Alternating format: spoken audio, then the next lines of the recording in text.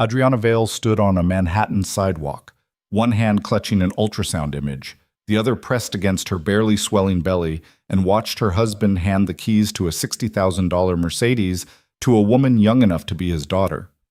The girl squealed. Lucien smiled.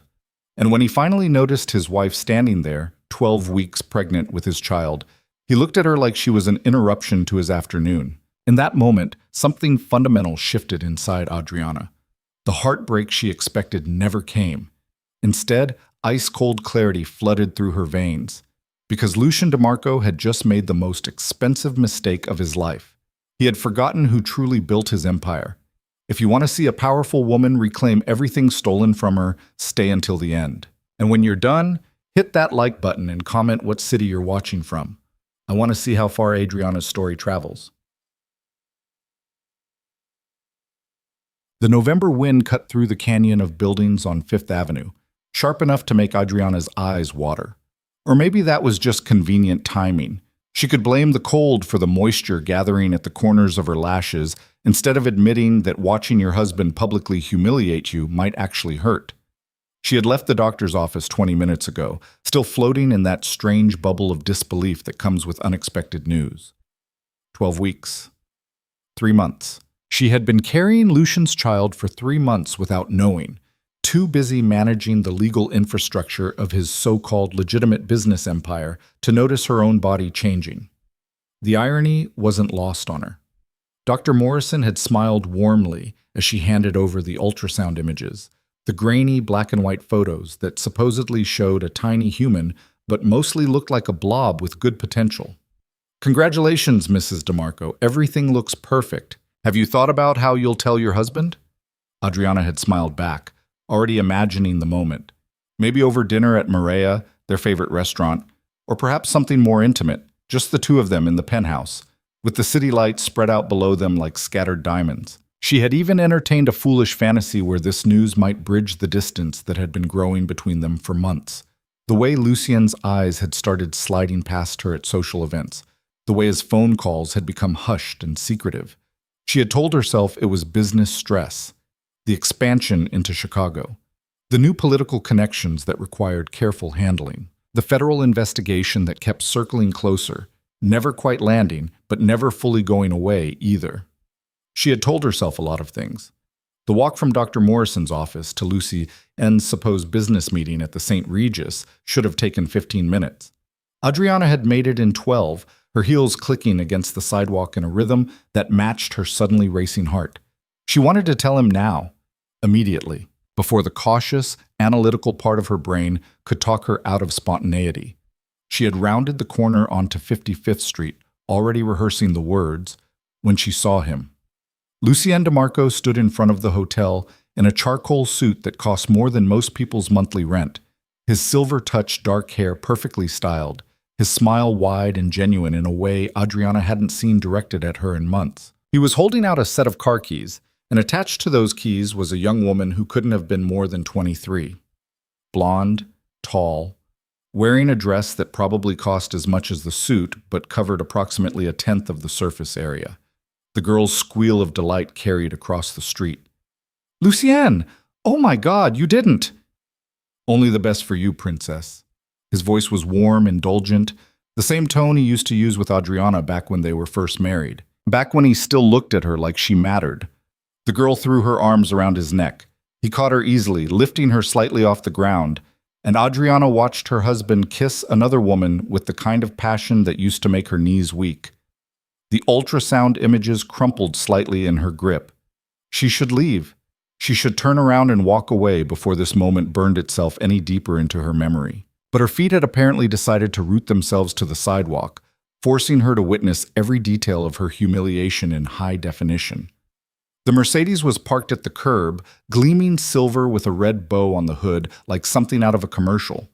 The girl was bouncing on her toes now, running her hands over the leather interior, while Lucien watched with obvious satisfaction. "You're too good to me," the girl gushed, turning back to kiss him again. "You deserve it, Natasha, after everything you've put up with." Put up with. The words landed like a slap. What exactly had this child put up with? Secret phone calls? Stolen afternoons? The terrible burden of accepting gifts from a married man. Adriana's phone buzzed in her purse. Probably her assistant, confirming tonight's dinner reservation. The one she'd made specifically so she could tell Lucien about the baby over champagne and oysters. The reservation she'd stupidly thought might mark the beginning of something beautiful instead of the end of everything. She started walking. Not away, toward. Her body moved on autopilot while her mind went somewhere cold and distant, a place where emotions couldn't reach her. She had learned that trick early in her marriage, back when she first realized that loving Lucien DeMarco meant making peace with certain realities about who he was and what he did. But this was different. Adriana? Lucien's voice cut through her thoughts. She looked up to find him staring at her, the girl, Natasha, still draped across his arm like an expensive accessory. His expression flickered through several emotions in rapid succession.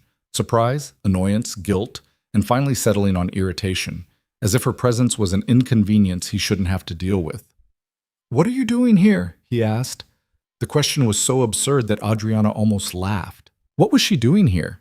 She was his wife, the mother of his unborn child, the woman who had spent the last 6 years building the legal framework that let him pretend his money came from restaurants and real estate instead of the darker enterprises his family had run for 3 generations.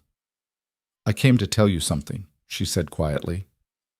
Her voice sounded strange in her own ears, calm, measured, completely devoid of the rage and hurt churning in her chest. Lucien glanced at Natasha, then back at Adriana. "Can it wait? I'm kind of in the middle of something." In the middle of something, like buying his mistress a car was an important business transaction that couldn't be interrupted. Adriana held up the ultrasound images.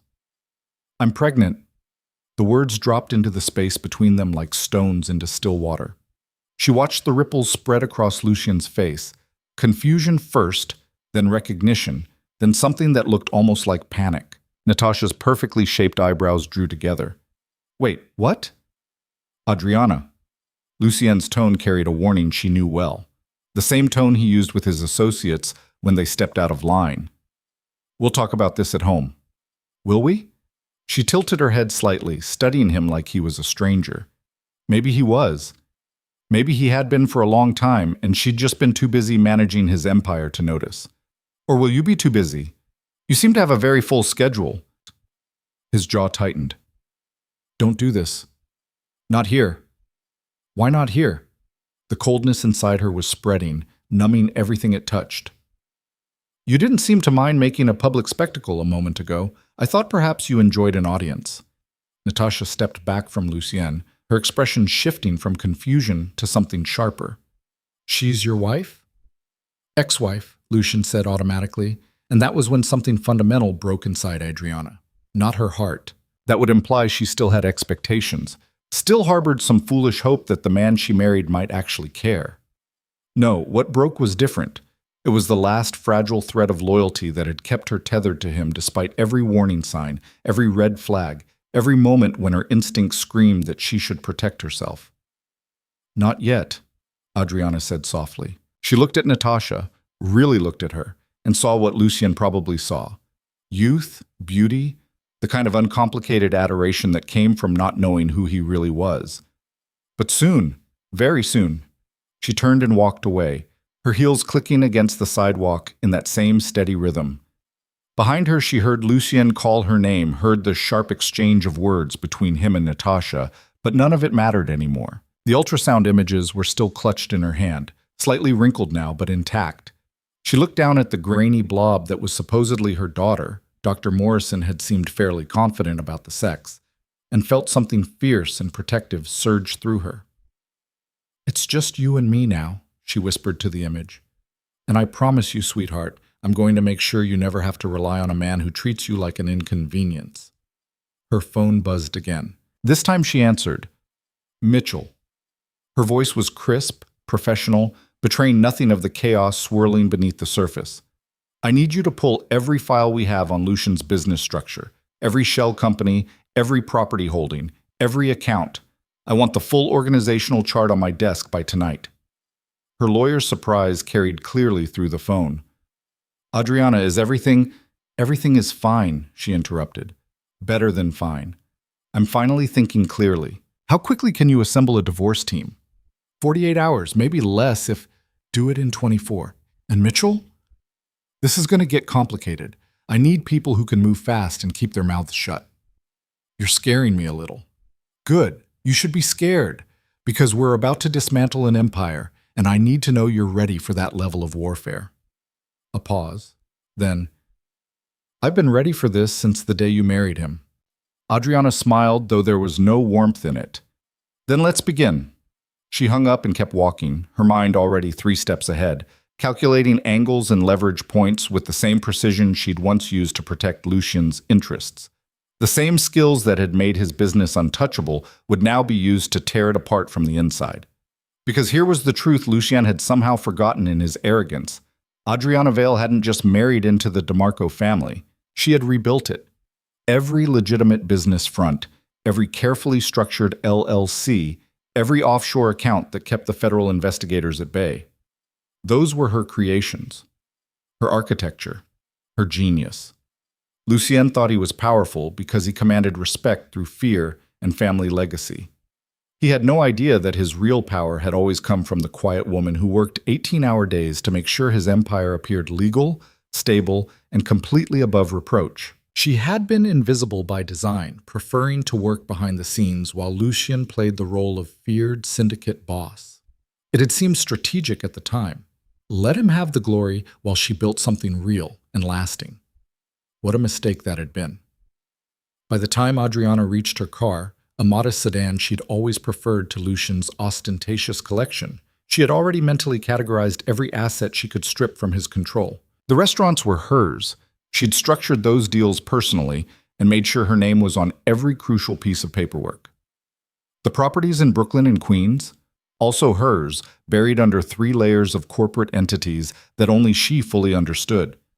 Even the offshore accounts had her fingerprints all over them, access codes she'd created and never bothered to fully explain to Lucien because he'd never asked. He had made the fatal error of assuming she was an assistant to his empire rather than its architect. She drove to her office, not the penthouse she shared with Lucien, but the small legal consulting firm she'd maintained separately, the one she'd told him was just a hobby to keep herself busy. The office that was really an insurance policy she'd been building for 3 years, ever since the first time she caught Lucien lying about where he'd been. Her assistant, Rebecca, looked up in surprise when Adriana walked in. "I thought you had the day off." "Change of plans." Adriana set her purse down and pulled out her laptop. "Cancel everything for the next 48 hours. And I mean everything. No meetings, no calls, no interruptions unless the building is literally on fire." Rebecca's eyes widened. "What's happening? I'm getting a divorce." "Oh." A pause. "Should I say I'm sorry?" "No." Adriana's fingers were already flying across the keyboard, pulling up documents she'd hoped she'd never need to use. "You should probably say congratulations."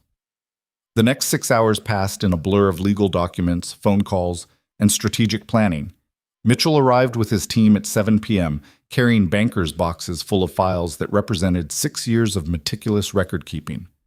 "Jesus Christ, Adriana." He spread the organizational charts across her conference table, his expression somewhere between awe and horror.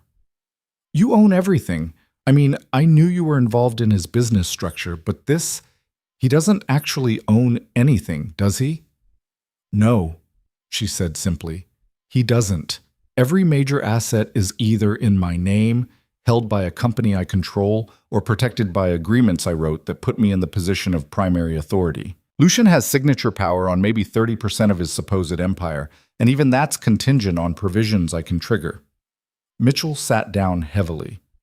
"Why did you structure it this way?" "Insurance." Adriana pulled up a spreadsheet showing cash flow for the restaurant group. "I told myself it was to protect us both if the federal investigation ever got serious. If they came after Lucien, I could claim the businesses were mine, operated independently of his other activities. Plausible deniability." "But really," she met his eyes, "really, I think I always knew this day might come.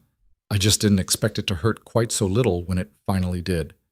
Her phone had been buzzing all evening, calls and texts from Lucien that she ignored with increasingly bitter satisfaction. Let him panic. Let him wonder what she was planning. Let him feel for once what it was like to be dismissed and diminished. At 9:30, she finally read his messages. Where are you? Adriana, we need to talk. Don't do anything stupid. I can explain about Natasha. Call me now. That last one made her laugh out loud. The audacity of that man, issuing orders like she was still his subordinate instead of the woman who held his entire world in her hands. She texted back, I'm working. Some of us have actual jobs. His response came immediately. I'm coming to the office. Don't bother. I won't be here. Which was true. By 10 p.m., she was on her way to the penthouse to pack. Not everything. She didn't need everything. Just the essentials, the things that mattered. Her clothes, her personal files, the small box of jewelry her grandmother had left her. Everything else could stay. It was all tainted now anyway, purchased with money that came from sources she'd spent years helping to obscure. The penthouse felt like a museum when she walked in, all cold marble and expensive art that neither of them had actually chosen. An interior designer had done it, selecting pieces that looked impressive but meant nothing. Adriana had always hated this place, its sterile beauty a constant reminder that their life together was more performance than reality. She was in the bedroom, methodically emptying her closet, when she heard the front door slam.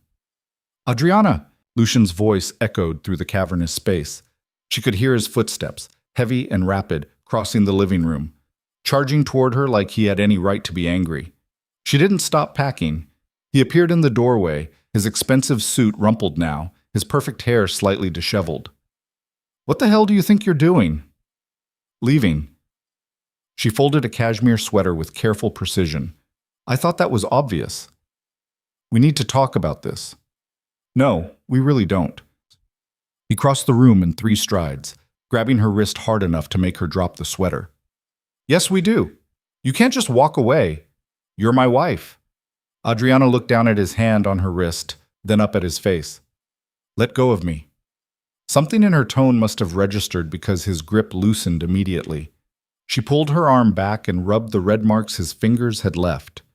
You're overreacting, he said, his voice shifting to the placating tone he probably used with Natasha. I know what you saw looked bad, but looked bad. The laugh that escaped her was sharp enough to cut. Lucien, you gave your mistress a Mercedes while I was literally holding proof of your child. You called me your ex-wife. In what universe is that just looking bad? Natasha she's nothing. A distraction. You know how it is. Actually, I don't. Please enlighten me. How is it? He ran a hand through his hair, frustration evident in every line of his body. You've been so busy with work, so distant. A man has needs. Needs. She repeated the word like it was foreign. You had needs, so you bought a child a car and humiliated your pregnant wife on a public street. Yes, that seems perfectly reasonable. Don't be dramatic. I'm not being dramatic, I'm being precise. There's a difference. Lucian's expression hardened. Fine. You want precision? I'll give you precision. You are not leaving. You are not filing for divorce. You're going to calm down, and we are going to figure this out like adults. Or what? The question hung in the air between them. She watched him struggle with it, saw the exact moment when he reached for the intimidation tactics that worked on everyone else in his life. Or you'll regret it, he said quietly. You think you can just walk away from this family? From me? Adriana, you know things. You've done things. If you try to leave, if you try to expose me, you'll destroy yourself in the process. Is that a threat? It's reality. She smiled then, and it was the coldest expression she'd ever worn. You're absolutely right, Lucian. I do know things. I know where every dollar is hidden. I know which judges you've paid off and which politicians you own. I know the real ownership structure of every supposedly legitimate business you run. I know passwords and access codes and security protocols that you don't even know exist. His face paled slightly. And here's what you apparently don't know, she continued, her voice steady and merciless. I also know how to make all of that disappear, how to restructure everything so that your name is nowhere near it, how to leave you standing in the middle of nothing while I walk away with everything. You wouldn't dare. Try me. They stared at each other, the full weight of 6 years of marriage condensed into this single moment of perfect clarity. Adriana could see him recalculating, trying to figure out if she was bluffing. She could also see the exact instant when he realized she wasn't. The baby, he said finally, desperately. Think about the baby. Our child deserves both parents. Our child deserves better than a father who cheats on her mother and threatens his wife when he gets caught. I never threatened you. Didn't you? She picked up the sweater she'd dropped and added it to her suitcase. You told me I'd regret leaving. That sounds like a threat to me. Adriana, please. His voice cracked slightly. I made a mistake. I'll fix this. I'll end things with Natasha. I'll do whatever you want. Just don't leave. For a moment, just a brief, treacherous moment, she almost believed him. Almost let herself hope that they could repair this, that the man she'd married was still in there somewhere beneath the layers of arrogance and entitlement. Then she remembered the way he'd looked at Natasha, the genuine warmth in his smile, so different from the cold calculation he usually wore around Adriana, the way he'd called her his ex-wife without hesitation, like their marriage was already over in his mind. No, she said simply. What do you mean no? I mean no. I don't want you to end things with Natasha. I don't want you to fix this. I don't want anything from you except a divorce and the life I built for myself back. She zipped the suitcase closed and pulled it off the bed. Lucienne moved to block the doorway. Move, she said. We're not done talking. Yes, we are. Move or I call security and have you removed from my penthouse? Your penthouse? He laughed, but it sounded hollow. Adriana, this is mine. It's in my name. Check the deed if you don't believe me. She pulled out her phone. I'm going to count to 3 and then I'm making a call. 1? You're being ridiculous. 2. Adriana. 3. She dialed. He moved. The security guard who met her in the lobby was one she'd specifically hired 2 years ago, ex-military, completely loyal, and utterly discreet. He took her suitcase without comment and escorted her to her car, standing watch until she drove away. In her rearview mirror, she could see Lucien standing in front of their building, his phone pressed to his ear, probably calling lawyers who wouldn't be able to help him, because the best lawyers in the city already worked for Adriana. She'd made sure of that years ago. She drove to a hotel in Midtown, checked in under a false name, and finally allowed herself to feel the full weight of the day. She sat on the edge of the bed, one hand pressed to her stomach where her daughter was growing, and tried to reconcile the woman she'd been this morning with the woman she'd become tonight. This morning, she'd been Adriana DeMarco, dutiful wife and invisible power behind a criminal empire. Tonight, she was Adriana Vale again, the name she'd been born with, the identity she'd almost forgotten. And she was free. Her phone buzzed with a text from Mitchell. Initial filings ready. Say the word, and we move. She looked at the ultrasound image one more time, at the tiny blob that would someday be a person. Her daughter. Her responsibility. Her reason for burning everything down and building something better from the ashes. Do it, she texted back. Burn it all down. Then she turned off her phone, laid down on the starched hotel sheets, and slept better than she had in years. The morning came too quickly, and not quickly enough. Adriana woke at 5:30 with her hand still pressed protectively over her stomach, her mind already racing through the tactical moves she needed to execute before Lucien fully understood what was happening. The hotel room was anonymous and sterile, nothing like the penthouse she'd left behind, and that anonymity felt like armor.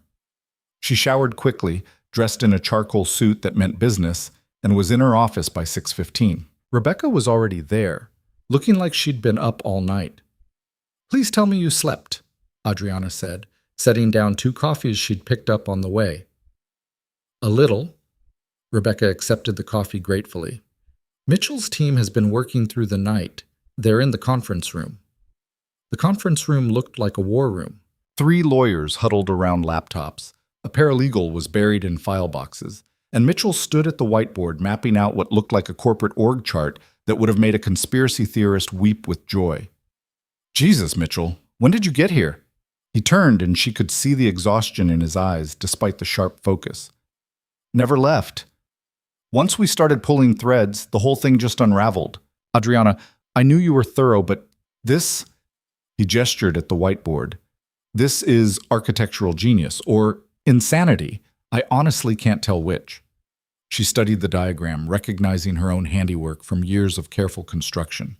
Every business Lucien claimed to own was represented, along with the shell companies holding entities and trust structures that actually controlled them. And running through it all like golden threads were her fingerprints, her names on documents, her carefully crafted legal language, her access codes and authorization protocols. "How bad is it for him?" she asked. "Catastrophic." Mitchell pulled up a spreadsheet on his laptop. "If we execute the plan we outlined last night, Lucien loses approximately 87% of his liquid assets, 92% of his property holdings, and 100% of his access to offshore accounts. The restaurants, the real estate portfolio in Brooklyn, the warehouse conversions in Queens, all yours. The only things he actually owns outright are his car collection and the yacht." "The yacht has a lien against it," Adriana said absently, remembering the paperwork she'd filed 6 months ago. "I structured that loan myself. If payments stop, it reverts to the lending company, which I own." One of the junior lawyers actually laughed, then tried to cover it with a cough. "So he gets the cars," Mitchell said. "That's it. That's what's left of the DeMarco empire after you're done." Adriana felt nothing. No guilt, no satisfaction, just the cold certainty that this was necessary. "What about the timeline?" "We can start filing this afternoon. Divorce petition first, along with a motion for emergency asset protection citing your pregnancy and his infidelity. Then we trigger the restructuring clauses in all the major business agreements. By tomorrow morning, his lawyers will be drowning in paperwork." "His lawyers won't know what hit them," one of the other attorneys added. She was young, sharp-eyed, hungry. "Most of these agreements have provisions they've never even read, buried in the fine print, subsection after subsection. It's beautiful work." "It was necessary work," Adriana corrected. "Lucien's family has a lot of enemies. I needed to make sure that if anything happened to him, I could protect what we'd built." "Well, now you're using those protections against him," Mitchell said. "How does that feel?" "Ask me when it's done." Her phone buzzed, then buzzed again, and again.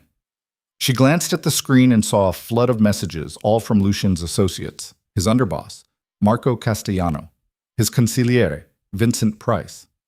Even his mother, Isabella DeMarco, the matriarch who'd never quite approved of Adriana, but had grudgingly accepted her competence. She ignored them all. "He's mobilizing," she said, "calling in favors, trying to figure out what I'm planning." "Let him scramble," Mitchell said. "By the time he understands the scope of this, it'll be too late to stop it." Adriana nodded, but something nagged at her. Lucien wasn't stupid, despite yesterday's catastrophic lapse in judgment. He'd built his reputation on being 3 steps ahead, on anticipating threats before they materialized. The fact that he hadn't seen this coming meant either she'd hidden her preparations better than she thought, or he'd been so arrogant that he never considered she might leave. Probably both. "What about the federal investigation?" she asked. "If we start restructuring everything, won't that draw attention?" Mitchell grimaced. "Already thought of that. The good news is that the restructuring is technically legal. You're just exercising rights you already had in these agreements. The bad news is that it's going to look suspicious as hell, especially combined with a divorce filing. Can they use it against me? Possibly. But here's the thing. If they come after you, they have to prove you knew about Lucien's illegal activities. And you've been very careful over the years to maintain plausible deniability. Every document you've created, every structure you've built, it all looks like legitimate business management." "Because it is legitimate business management," Adriana said. "The fact that some of the money flowing through those businesses comes from questionable sources doesn't change the legal framework I created." "Exactly. You're a lawyer doing your job. If your client happens to have other income streams you don't know about, that's not your fault." Adriana had told herself that story for years. She wondered if she'd ever actually believed it, or if she'd just gotten good at pretending. Her phone rang. This time it was Isabella DeMarco. Adriana stared at the screen for a long moment, then answered. "Mrs. DeMarco." "Adriana." Isabella's voice was cool, controlled, with just a hint of the Italian accent she usually suppressed. "We need to talk." "I don't think we do." "My son tells me you're leaving him, that you're pregnant with his child and you're planning to take everything in the divorce." "Your son is partly right. I am leaving him and I am pregnant. But I'm not taking everything. I'm simply reclaiming what was always mine." A pause. Then, "You're making a mistake." "No, Mrs. DeMarco. I made a mistake 6 years ago when I married your son. I'm correcting it now. You think you can just walk away from this family, from our world? Adriana, you know too much. You've done too much. There it was. The same veiled threat Lucien had tried last night. Adriana almost laughed at how predictable they were. Let me be very clear, she said, her voice dropping to a register that made Mitchell look up sharply. I have spent 6 years protecting your family's interests. I have built legal structures that have kept federal investigators at bay, turned dirty money into legitimate businesses, and created the appearance of respectability where none existed. I did this because I believed in what we were building together. And now I'm done. I'm taking what's mine, and I'm leaving. If anyone in your family tries to stop me, if anyone threatens me or my daughter, I will burn everything to the ground. Every account, every protection, every carefully constructed legal shield, gone. And when the ashes settle, I'll be in witness protection with immunity, and you'll all be in prison. Do you understand me? The silence stretched so long that Adriana thought Isabella might have hung up. Then, you've changed. Yes, Adriana said. I finally woke up. She disconnected and found the entire room staring at her. That was, the junior lawyer started. Necessary, Adriana finished. They need to understand that I'm serious, that I'm not some scorned wife acting on emotion. This is strategic, and if they push me, I'll push back harder. Mitchell was grinning. You just threatened the DeMarco family matriarch with witness protection. That's either the bravest or stupidest thing I've ever heard. It's leverage. She knows I have the documentation to destroy them. The question is whether I'm willing to destroy myself in the process. Adriana met his eyes. And after yesterday, I think they all know the answer to that. By noon, the divorce petition was filed. By 2 p.m., the first wave of business restructuring had begun. By 4, Adriana's phone was ringing non-stop with calls from lawyers, accountants, and increasingly panicked members of Lucien's organization. She ignored them all and focused on the next phase, disappearing. The apartment she'd leased 3 months ago under a corporate entity Lucien didn't know about was in Tribeca, deliberately chosen for its security and anonymity. The building had excellent cameras, a doorman who actually paid attention, and enough wealthy residents that one more woman coming and going wouldn't attract notice. She'd been preparing this bolt hole for longer than she wanted to admit, moving important documents and personal items there gradually, creating a life she could step into if everything fell apart. She told herself it was paranoia. Insurance against a husband whose business involved constant danger. Turned out she'd been preparing for a different kind of danger entirely. Rebecca helped her move the last of her essential belongings that evening, working with the kind of efficient silence that came from understanding when to ask questions and when to just help. Are you scared? Rebecca asked finally, as they unpacked boxes in the new apartment. Adriana considered the question. No, I'm angry, and I'm done being invisible.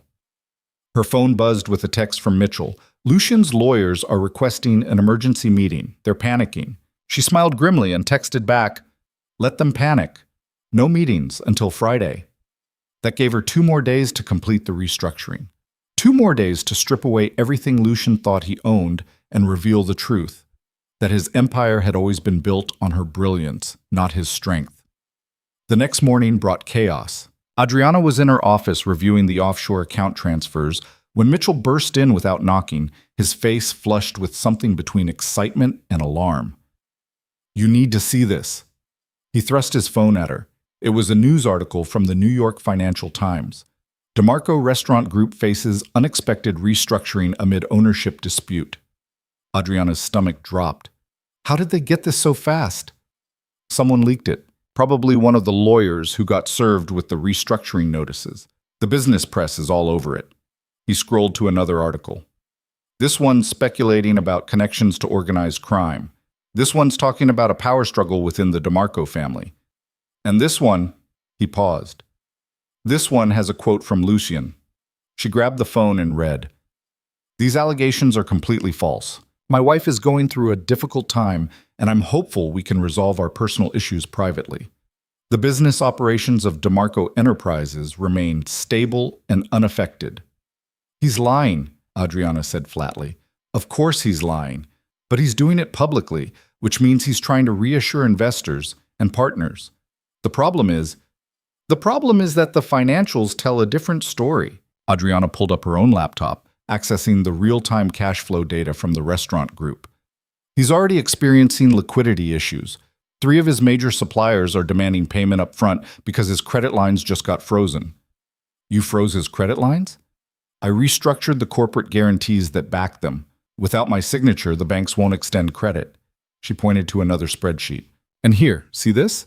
His property management company can't make payroll because the accounts are locked pending ownership verification. Mitchell whistled low. You're strangling him financially. I'm taking back what's mine, she corrected. There's a difference. Her phone rang. This time it was Marco Castellano, Lucien's underboss and oldest friend. She answered on speaker. Adriana, we need to talk.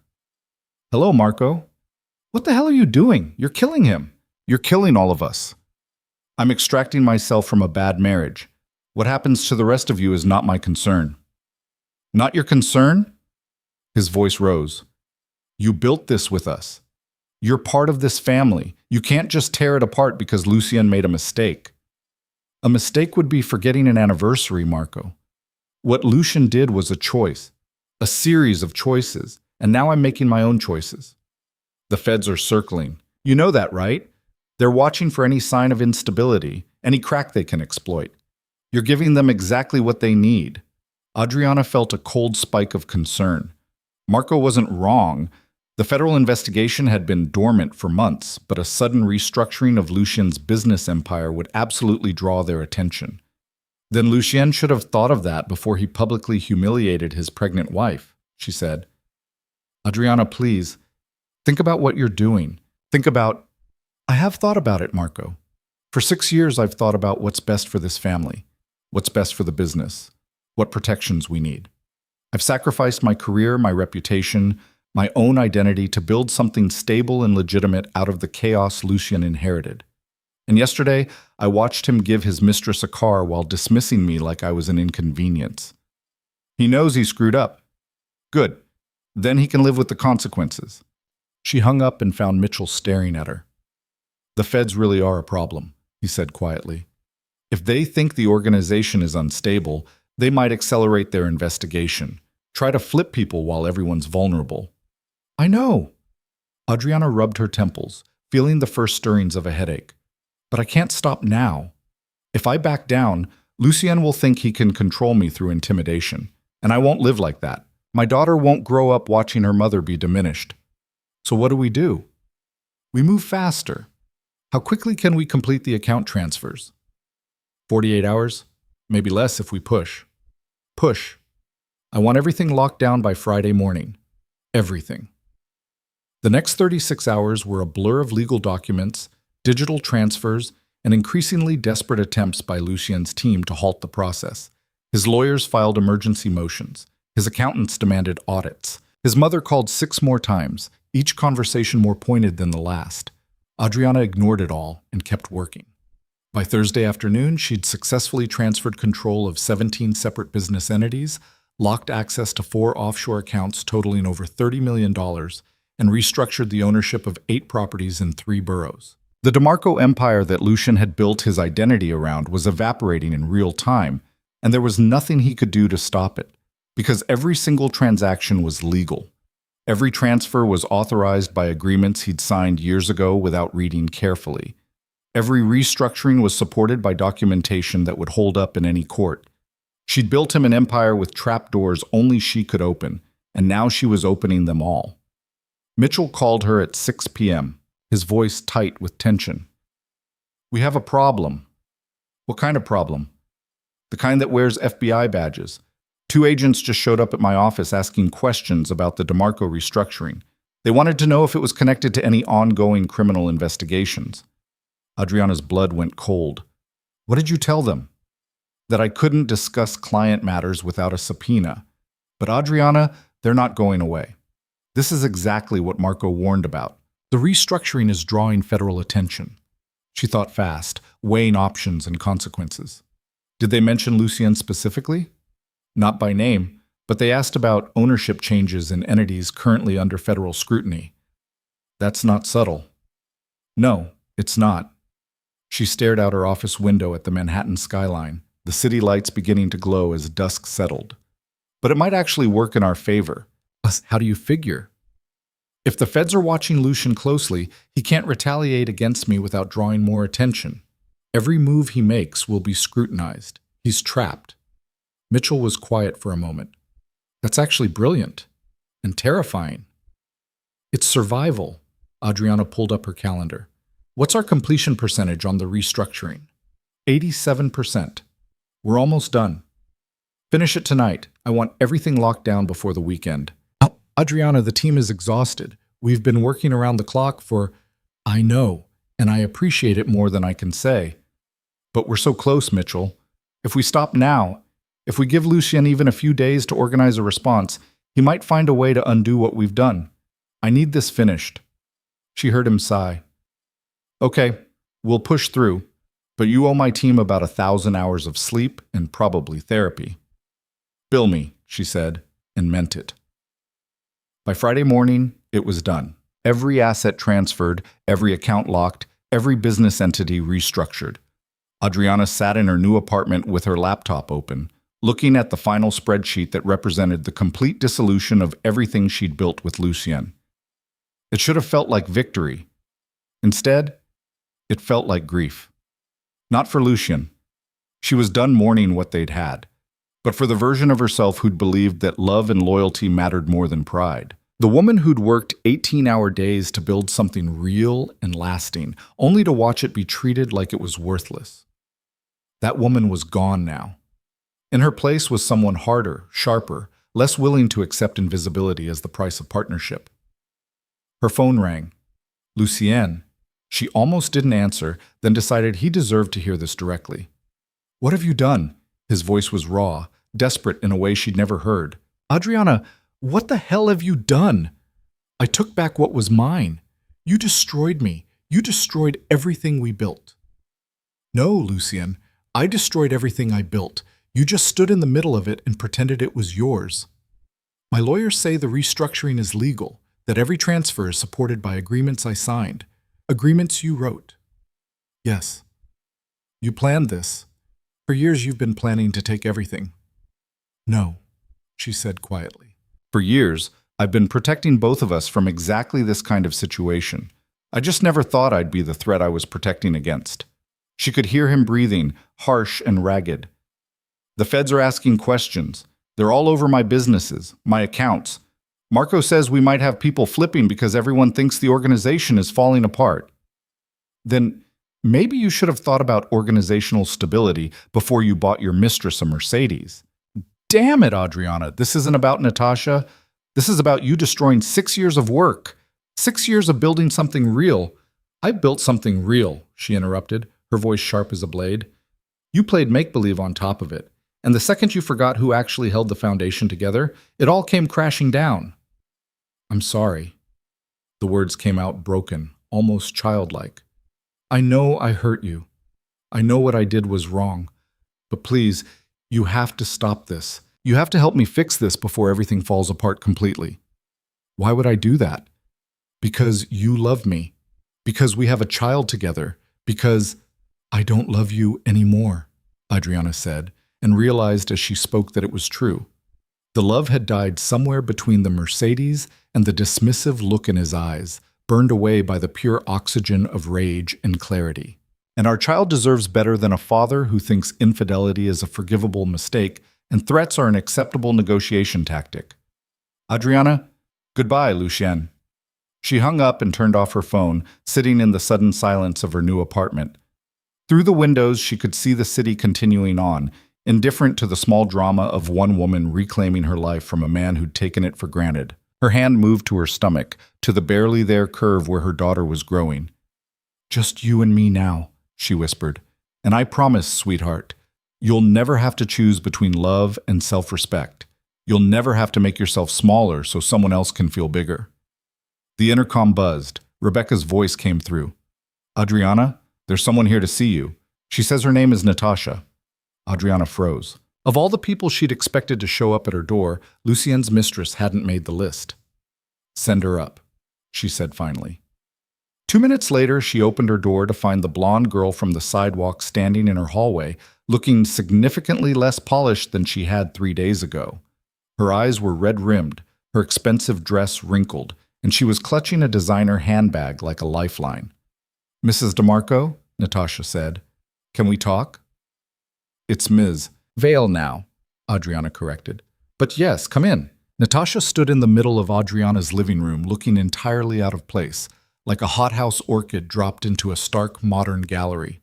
She twisted the strap of her handbag between manicured fingers, her gaze darting around the apartment as if cataloging escape routes. "I probably shouldn't be here," she said finally. "No," Adriana agreed, settling into an armchair and gesturing for the girl to sit. "You probably shouldn't, but you came anyway, so let's hear it." Natasha perched on the edge of the sofa, her posture rigid with tension. Up close, without the glow of Lucien's attention illuminating her, she looked younger than Adriana had realized. 22, maybe 23, still young enough to believe that expensive gifts meant love. "I didn't know he was married," Natasha said in a rush. "I mean, not really married. He told me you were separated, that the divorce was already in progress and you were just dragging it out to hurt him." "Of course he did." Adriana kept her voice neutral, watching the girl's face for tells. "What else did he tell you?" "That you were cold, unfeeling, that you'd never really loved him. You just wanted access to his money and his family's connections." Natasha's voice wavered. "He said you were trying to destroy him out of spite. And you believed him?" "I wanted to believe him." The girl's eyes filled with tears. I thought he was different." "He was older, sophisticated. He made me feel special, like I mattered." Adriana felt an unexpected stab of sympathy.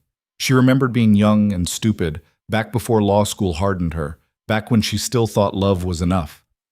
"When did you figure out he was lying?" "Tuesday night, after you confronted us." Natasha wiped at her eyes, smearing mascara. "He took me back to this penthouse. Not the one where you lived, a different one in Chelsea. And he was different, angry, distracted. He kept making phone calls, yelling at people, and then his mother showed up." That got Adriana's attention. "Isabella came to see you?" "She came to see him, but I was there, and she—" Natasha swallowed hard. "She looked at me like I was garbage, like I was something dirty he'd tracked in on his shoes. And she said that I was a fool if I thought I was anything more than a distraction, that you were the real power in the family, and now that you'd left, everything was going to fall apart." "Isabella said that?" "Word for word, and then she looked at Lucien and said, 'You've destroyed us for a child who probably can't even spell her own name.' That's when I started to understand." Adriana leaned back, processing this information. Isabella acknowledging her value, even in anger, was unexpected. The old woman had spent 6 years treating Adriana like an outsider who'd somehow tricked her way into the family. To hear that she'd recognized the truth, even if only in the context of loss, felt oddly validating. "So you came here to what? Apologize?" Adriana asked. "I came here because I'm scared." Natasha's voice dropped to barely above a whisper. "After his mother left, Lucian started drinking, and he got mean. Started saying things about what happens to people who betray him, who make him look weak. And I realized that the man I thought I knew doesn't exist. That version of Lucien, the charming one who bought me presents and made me laugh, that was just a mask."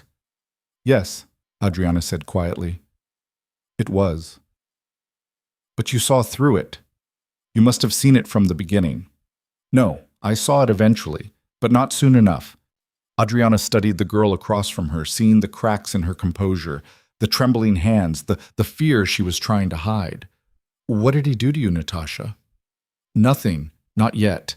But Wednesday morning, I told him I was leaving, that this was too complicated, that I didn't want to be involved in whatever was happening between you two, and he—" She stopped, took a shaky breath. "He grabbed my arm and told me I didn't get to leave, that I knew too much about his business, and if I walked away, he'd make sure I regretted it."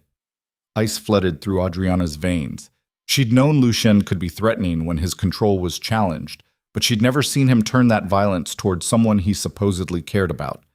Then again, she'd never seen him backed into a corner like this before. "Did he hurt you?" He bruised my arm. Nothing serious. But the look in his eyes, Mrs. DeMarco, I mean Ms. Vele, I think he might actually be dangerous. He is dangerous, Adriana said flatly. That's something you need to understand. The legitimate businesses, the restaurants, the real estate, those are window dressing. The DeMarco family built their fortune on things that would put them in prison if anyone could prove it.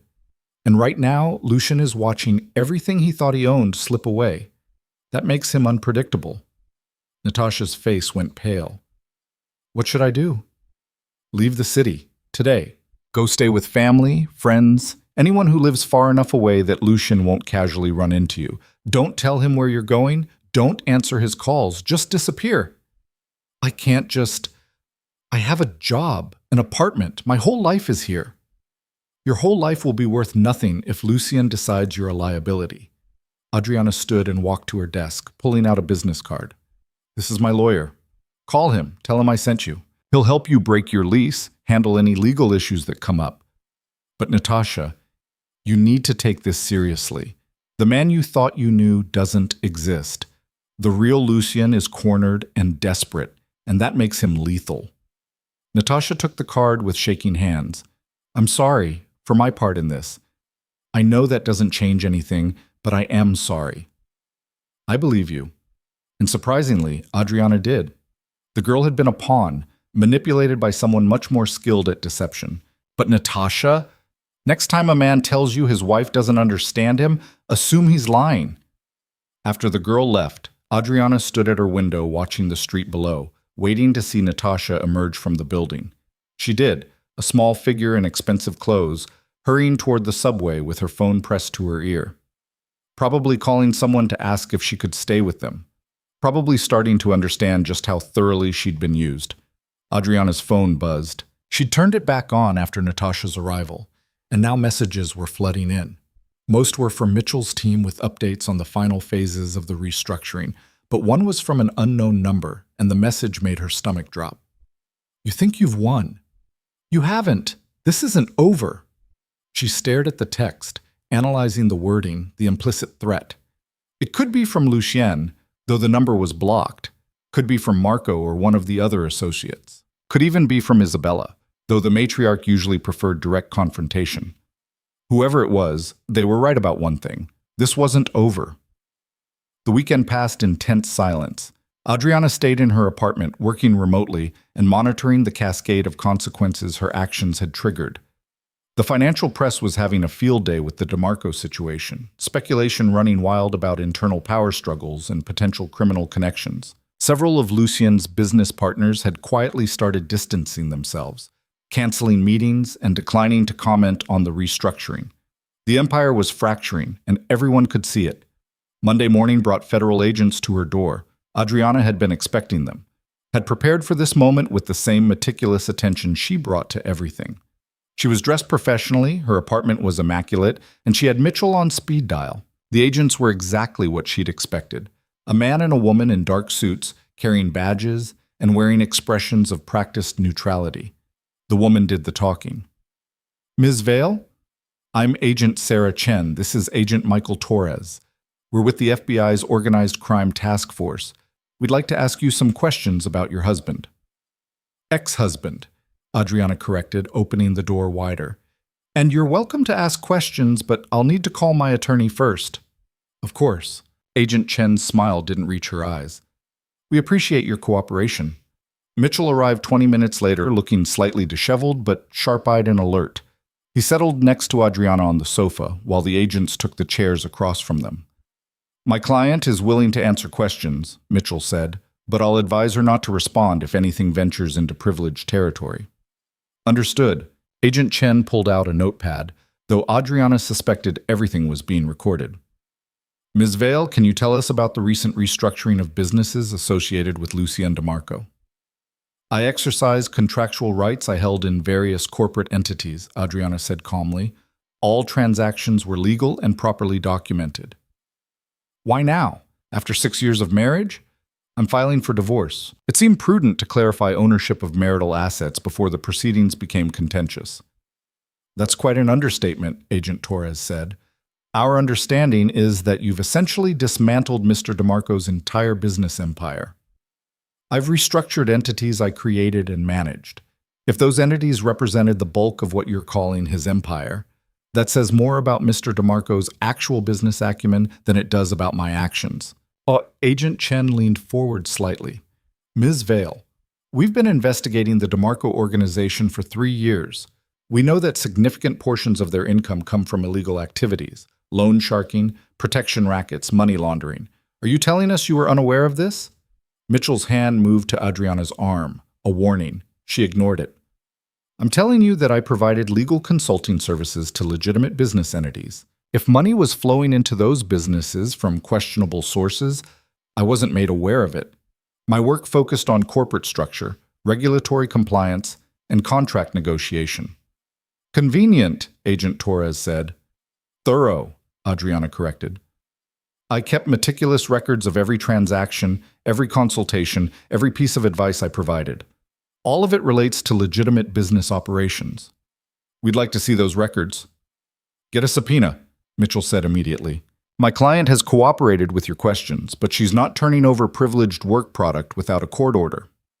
The agents exchanged glances. Agent Chen pulled out a photograph and slid it across the coffee table. It showed Lucien at what looked like a restaurant, sitting across from a man Adriana recognized as Angelo Russo, the head of a rival crime family. Do you know who this is? Agent Chen asked. It's my husband having dinner. I wasn't there, so I couldn't tell you who his companion was.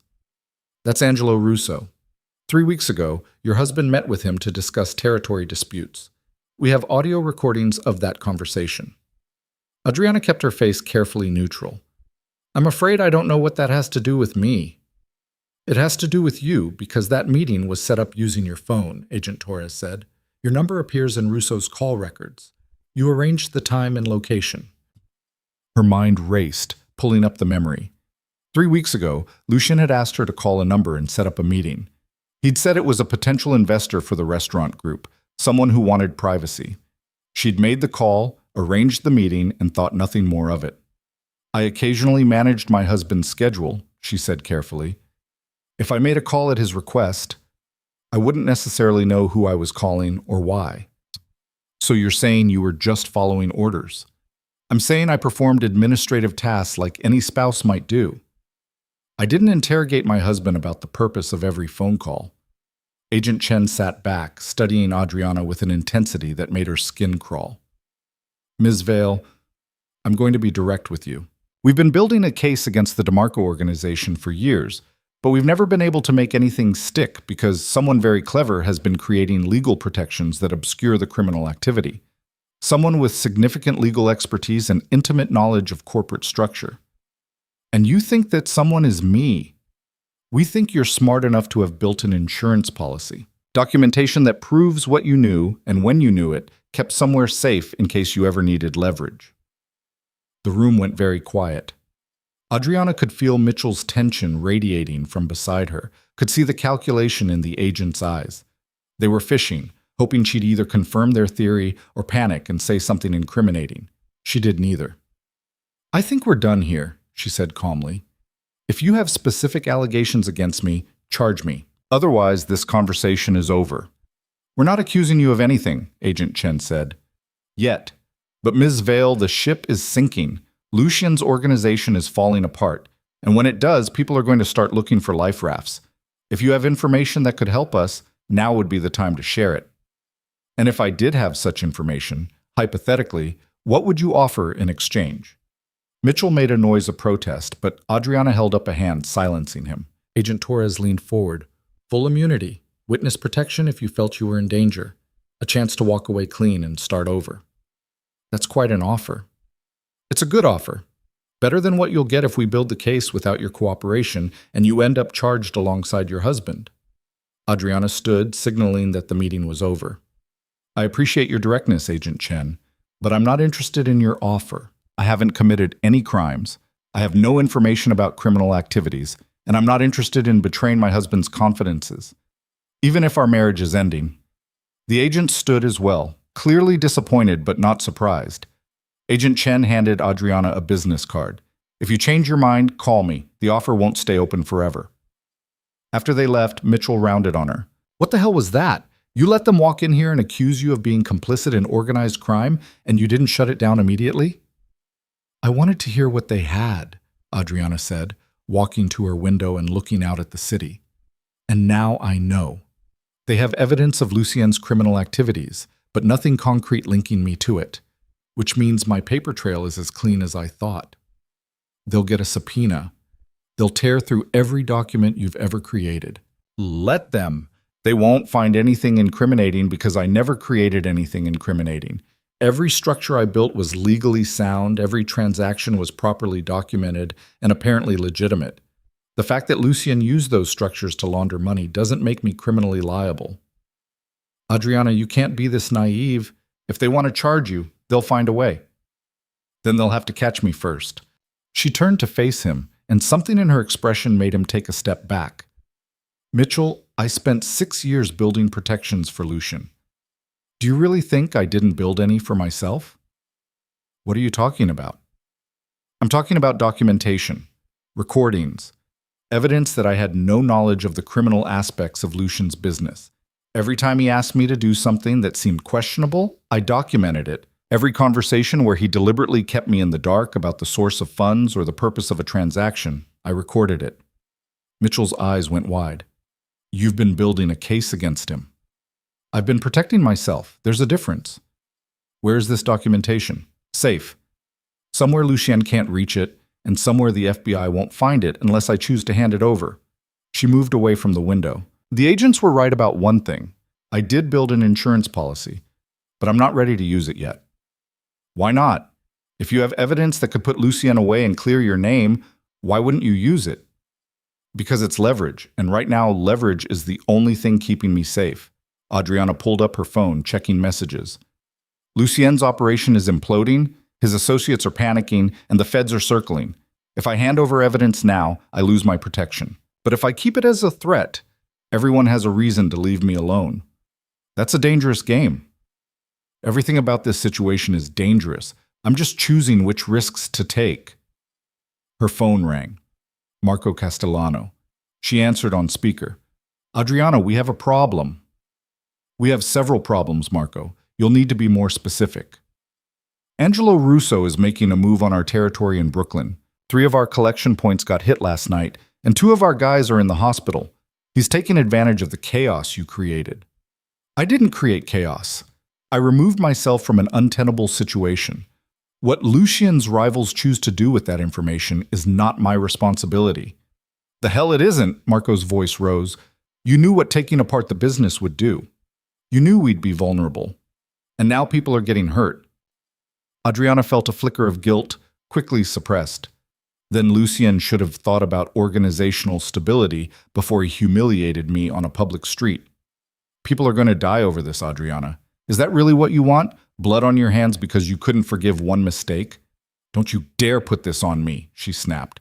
I spent 6 years keeping this organization legitimate and stable. I built the structures that protected everyone from federal prosecution and rival families.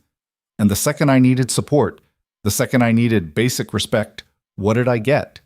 Threats, intimidation, your boss telling me I didn't get to leave. Because we need you, can't you see that? Without you, this all falls apart. Then maybe it should fall apart. Maybe an organization built on violence and intimidation deserves to crumble. Marco was quiet for a long moment. When he spoke again, his voice was different, harder, colder. You better hope the feds get to you before we do. Because, Adriana, if Russo's people kill one of ours, if this war you started costs us lives, there are going to be people in this organization who want revenge. And I don't know if I can protect you from them. Is that a threat, Marco? It's a reality check. You're not untouchable anymore. You're not protected by marriage or loyalty or the fear of what Lucien might do. You're just a woman who knows too much and has made a lot of powerful people very angry. The line went dead. Mitchell was staring at her with an expression somewhere between horror and admiration. He's right, you know. You're exposed now. No protection from the family, no legal shield from the FBI. If either side decides you're more valuable dead than alive, I know. Adriana's hand moved unconsciously to her stomach. She was showing now, just slightly, the curve of her pregnancy visible under loose clothing. That's why I need to move faster. Faster to what? To the end game. She pulled up her laptop, accessing files she'd kept encrypted and separate from everything else. I'm going to give the FBI what they want, but on my terms, with protections in place that ensure my safety and my daughter's future. You're going to flip on Lucien? I'm going to trade information for immunity and protection. There's a difference. Mitchell ran his hands through his hair. Adriana, once you do this, there's no going back. You'll be testifying against your daughter's father, you'll be destroying what's left of the family, and you'll be putting a target on your back that will never disappear. The target's already there, she said quietly. At least this way, I'm the one deciding where to aim. She called Agent Chen that afternoon and arranged a meeting for the following day. Then she called her obstetrician and scheduled an emergency appointment, suddenly paranoid that the stress of the last week might have hurt the baby. Dr. Morrison confirmed that everything was fine, the heartbeat strong and steady, the tiny human inside her blissfully unaware of the chaos surrounding her arrival. You need to reduce your stress levels, the doctor said gently. I know that's easier said than done, but for the baby's sake, you need to take care of yourself. I will, Adriana promised, meaning it. After this week, things will be calmer. One way or another, that would be true. That night, alone in her apartment with files spread across her dining table, Adriana compiled everything she had. 6 years of documentation, carefully organized and annotated. Emails where Lucien discussed criminal activities, assuming she wouldn't understand the implications. Recordings of conversations where he admitted to extortion, money laundering, bribery. Financial records showing the true sources of income for supposedly legitimate businesses. Names, dates, locations, amounts. Everything the FBI would need to dismantle the DeMarco organization completely. She'd been collecting it for 3 years, ever since the first time Lucian's temper had scared her. Little pieces of insurance, stored away against a future she'd hoped would never come. But the future had arrived, and it was time to use what she'd built. Her phone buzzed with a text from an unknown number. You can't hide forever. We know where you live. She stared at the message, feeling ice slide down her spine. Then she forwarded it to Agent Chen with a simple note. I think we should move up our meeting. Tomorrow might be too late. Chen called within minutes. Ms. Vale, are you in immediate danger? I don't know. But I'm receiving threats, and I have information you want. How quickly can you get me into protective custody? How quickly can you pack? I'm already packed. Then we can have agents there in 20 minutes. Adriana looked around her apartment at the life she'd built in secret, the bolt hole that was supposed to keep her safe. It had lasted less than a week. Make it 15, she said. And Agent Chen? I'm going to need guarantees. Full immunity, witness protection if necessary, and protection for my unborn child. All of it in writing before I hand over a single document. Done, start packing. Adriana moved through the apartment with methodical efficiency, taking only what mattered. Clothes, documents, the ultrasound images of her daughter. Everything else could stay. It was all just things, and things could be replaced. What couldn't be replaced was her life, her daughter's future. The chance to finally step out of the shadows and into something real. The agents arrived in 12 minutes, a team of 4 led by Chen and Torres. They swept the apartment, checked the hallways, and escorted Adriana to an unmarked car with the kind of efficiency that came from practice. As they pulled away from the building, Adriana looked back one last time at the windows of her apartment.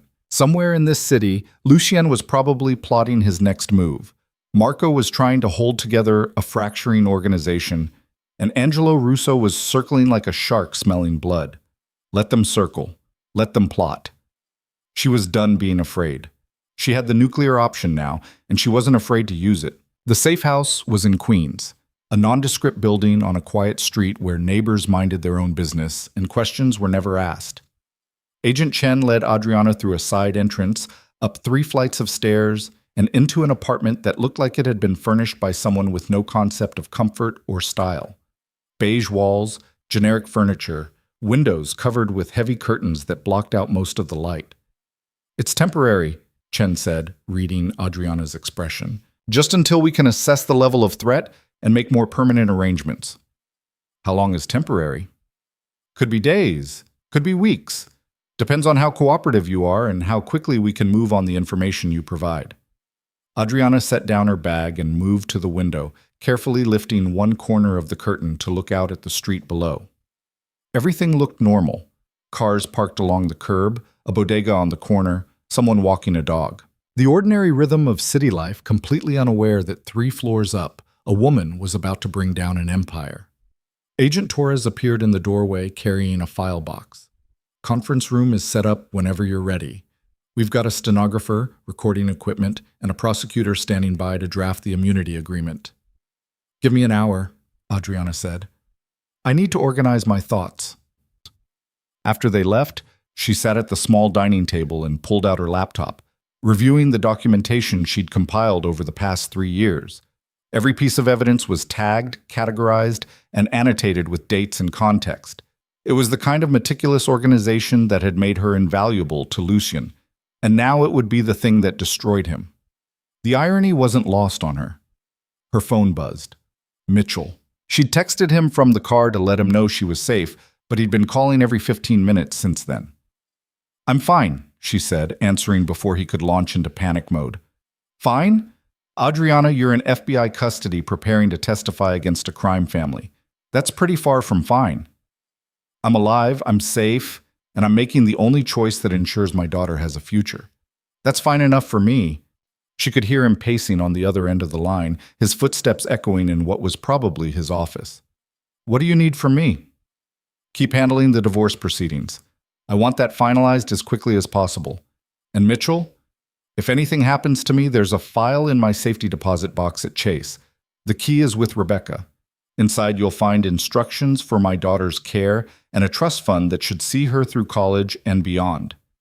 Jesus Christ, Adriana. You're talking like you're writing a will. I'm being practical. The people I'm about to betray don't forgive easily. The FBI will protect you. The FBI will try. But we both know that determined people can get to anyone if they're willing to pay the price. She took a breath, steadying herself. Just promise me that if something happens, you'll make sure my daughter knows I loved her, that everything I did was to give her a better life than I had. Nothing's going to happen. You're going to testify, Lucien and his associates are going to prison, and you're going to raise your daughter in peace. I hope you're right. The conference room looked exactly like every other interrogation room Adriana had seen in movies and television shows. Metal table, uncomfortable chairs, cameras mounted in the corners, and a one-way mirror that probably had 6 people behind it watching her every move. Agent Chen sat across from her with Torres at her side, a stenographer in the corner, and a prosecutor named David Halloway, who looked young enough to still be in law school but apparently had enough authority to grant immunity. Let's start with the basics, Chen said, opening a notebook. How long have you been aware of Lucien DeMarco's criminal activities? Adriana considered the question carefully. The truth was complicated, layered with self-deception and willful ignorance. I suspected something was wrong about 3 months into our marriage. Lucien would have meetings he wouldn't explain, phone calls he'd take in another room, cash that appeared without any legitimate source. But I didn't have proof, and I didn't ask questions. Why not? Because I loved him. Because I wanted to believe that the man I married was who he pretended to be. And because by the time I started to suspect the truth, I was already in too deep to walk away easily. Chen made a note. When did suspicion become certainty? About 2 years into the marriage. Lucien asked me to structure a series of shell companies to hold real estate assets. He said it was for tax purposes, which was technically true, but the amounts of money flowing through those companies didn't match any legitimate income I could identify. That's when I started documenting everything. Torres leaned forward. You've been collecting evidence for 4 years? 3.5. I started keeping records about 6 months after I realized what was happening. Why? If you knew your husband was involved in criminal activity, why didn't you come forward immediately? It was the question Adriana had been asking herself for years, the one she'd never had a good answer for. Fear partly, love, stupidly, and this belief that maybe I could change things from the inside. If I stayed, if I helped build legitimate businesses, maybe eventually the criminal activities would fade away and we'd have something real. That's incredibly naive, Halloway said, his tone cutting. Yes, Adriana agreed quietly. It was. But I was young and in love, and I wanted to believe the best of someone I'd committed my life to. I'm sure you've never made a poor decision based on emotion, Mr. Holloway, but some of us are more fallible. The prosecutor's face reddened slightly, and Chen shot him a warning look before turning back to Adriana. Let's talk about what you documented. What exactly do you have? Adriana opened her laptop and pulled up the master file.